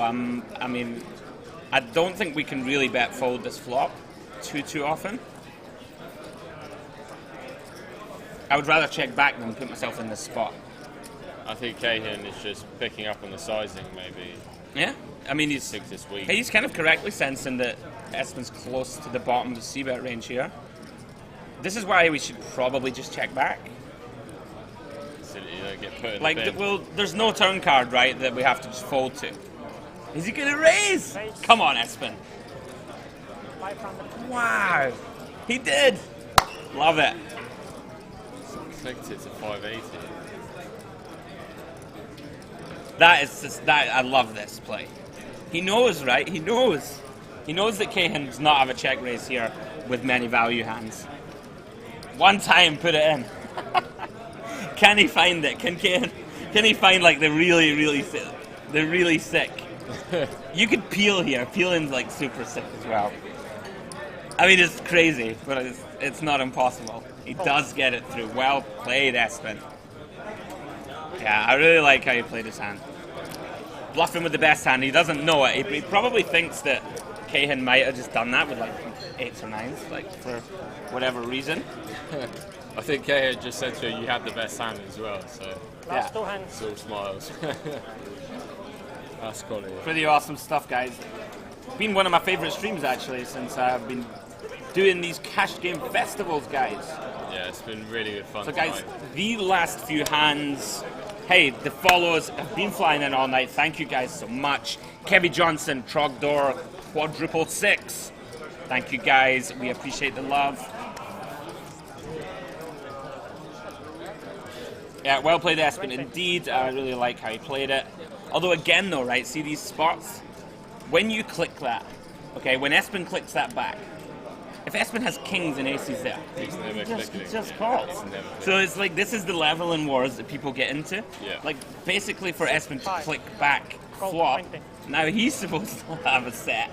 And he's made it 140 over the 20 limp of Kevin. You're not going to do that with deuces or 3s or 4s, right? So we're kind of repping ace-5 suited. It really is. So if Cahan really analyzes that spot, Okay, it's possible if they have history that Espen could like click that with aces, like literally to get it in. They've definitely got a history. We saw Espen chuck him over 1,500 euros. Very interesting. Yeah.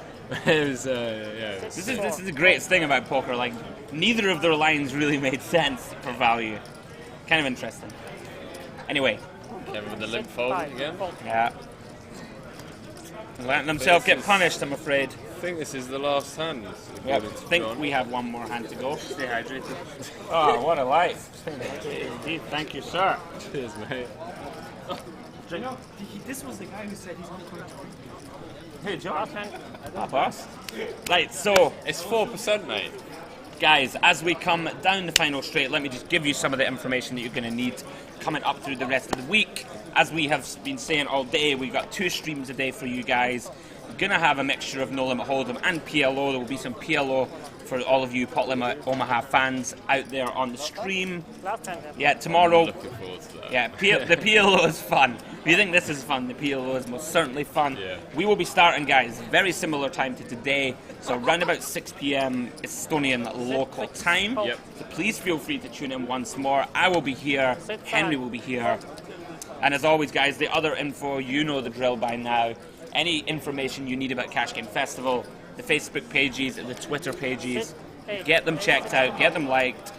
And anybody who's here, anyone's close to Tallinn, if you've seen the action tonight, you've got to get down here. And we've got over 10k's worth of free rolls coming up this week as well. There we go. 10k's worth of free rolls. 10k free rolls, guys. Tune in, stick around for the passwords. And, we're not going to give you an advance. We're going to make you work for it, guys. We're going to make you work for it. Dark Angel, Andrew, what's that in UK time? It's 3 hours earlier. So 2 hours time difference. It's 10 to 12 now, and just to confirm, I think it's 3 hours earlier, right, in London? I'll show you now. Okay, you can check. Anyway, right, I'll pick up the action while you check that. Now, John opened. Kevin has now elected to defend bottom pair on the flop. With the 7-8 off, does pick up a gut shot. Okay, sorry, I am corrected. I stand corrected. 2 hours difference, there you go. Now, will John bet turn? He does bet turn, 140 euros into 350. Now, come on, Kevin, rip it in. This is a 6 spot to shove, honestly. 6 spot to shove. Stick in his eye. We have the blockers. I mean, what is John going to do here if we rip it in? He's going to hate life. It's like impossible to call.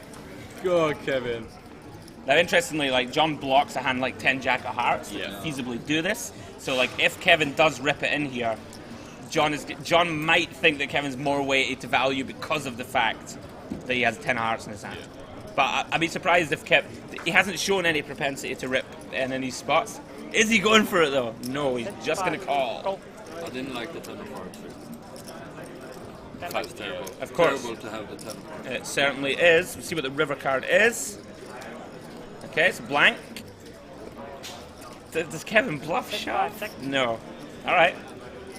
So, will John shove for value? I actually think checking back here is absolutely fine. You're looking to get heroed by a hand like Kevin actually has here. Yeah. And certainly not impossible that Kevin could just have like Ace-Jack here and have us pipped. Although when he starts talking to you, I would put it in, I think. 100. Go.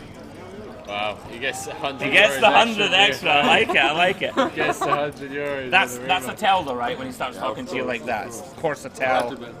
Yeah. 100%. There's no point. Absolutely. He told me he would call anyway, so that's why I just bet 100. You like free money. You are most welcome, Dark Angel, as always. So guys, that might be it. We may have one more hand, but it looks... Yeah, okay, we have one more hand, guys, I think. One more hand. Is that Dark Angel in the chat? It is. Oh, long time fan. Long time fan. Oh, I don't know about you, but I'm looking forward to some food. Absolutely. I'm absolutely starving. We do work hard for you guys, that is for sure. I tend to take my calories in liquid form when I'm on the stream. And all day. I stay hydrated like the hydration bot tells me. I follow his instructions to the T. Oh no. Oh. Where we go? Guys, have we lost you? Have we gone down? It's a tough sweat at the end here. come back, it's going to be like a 7k pot. And it's just like shit. And So can they still see me now? So I'll sign off. All right, guys. So rip indeed, guys. That was indeed the end of the stream. I can let you know nothing really overly exciting happened. Big love to you once more, everybody. Thank you so much for joining us. All that remains to do is say, Henry, nice work today. Awesome stuff, buddy. Guys, we'll be back tomorrow. Come join us, 6 p.m. Estonian time for the first of the streams. Good night, guys. Thanks for joining us. See you tomorrow. Peace.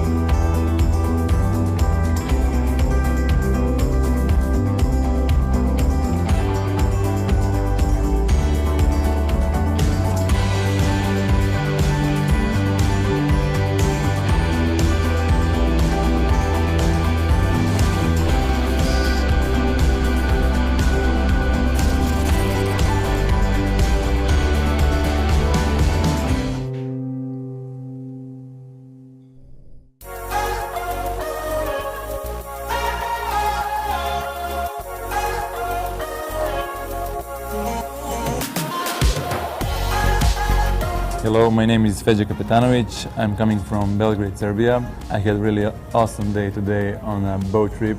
We have swim at the Blue Lagoon and we did some party at the boat. We have a really nice time there and socialize between all players.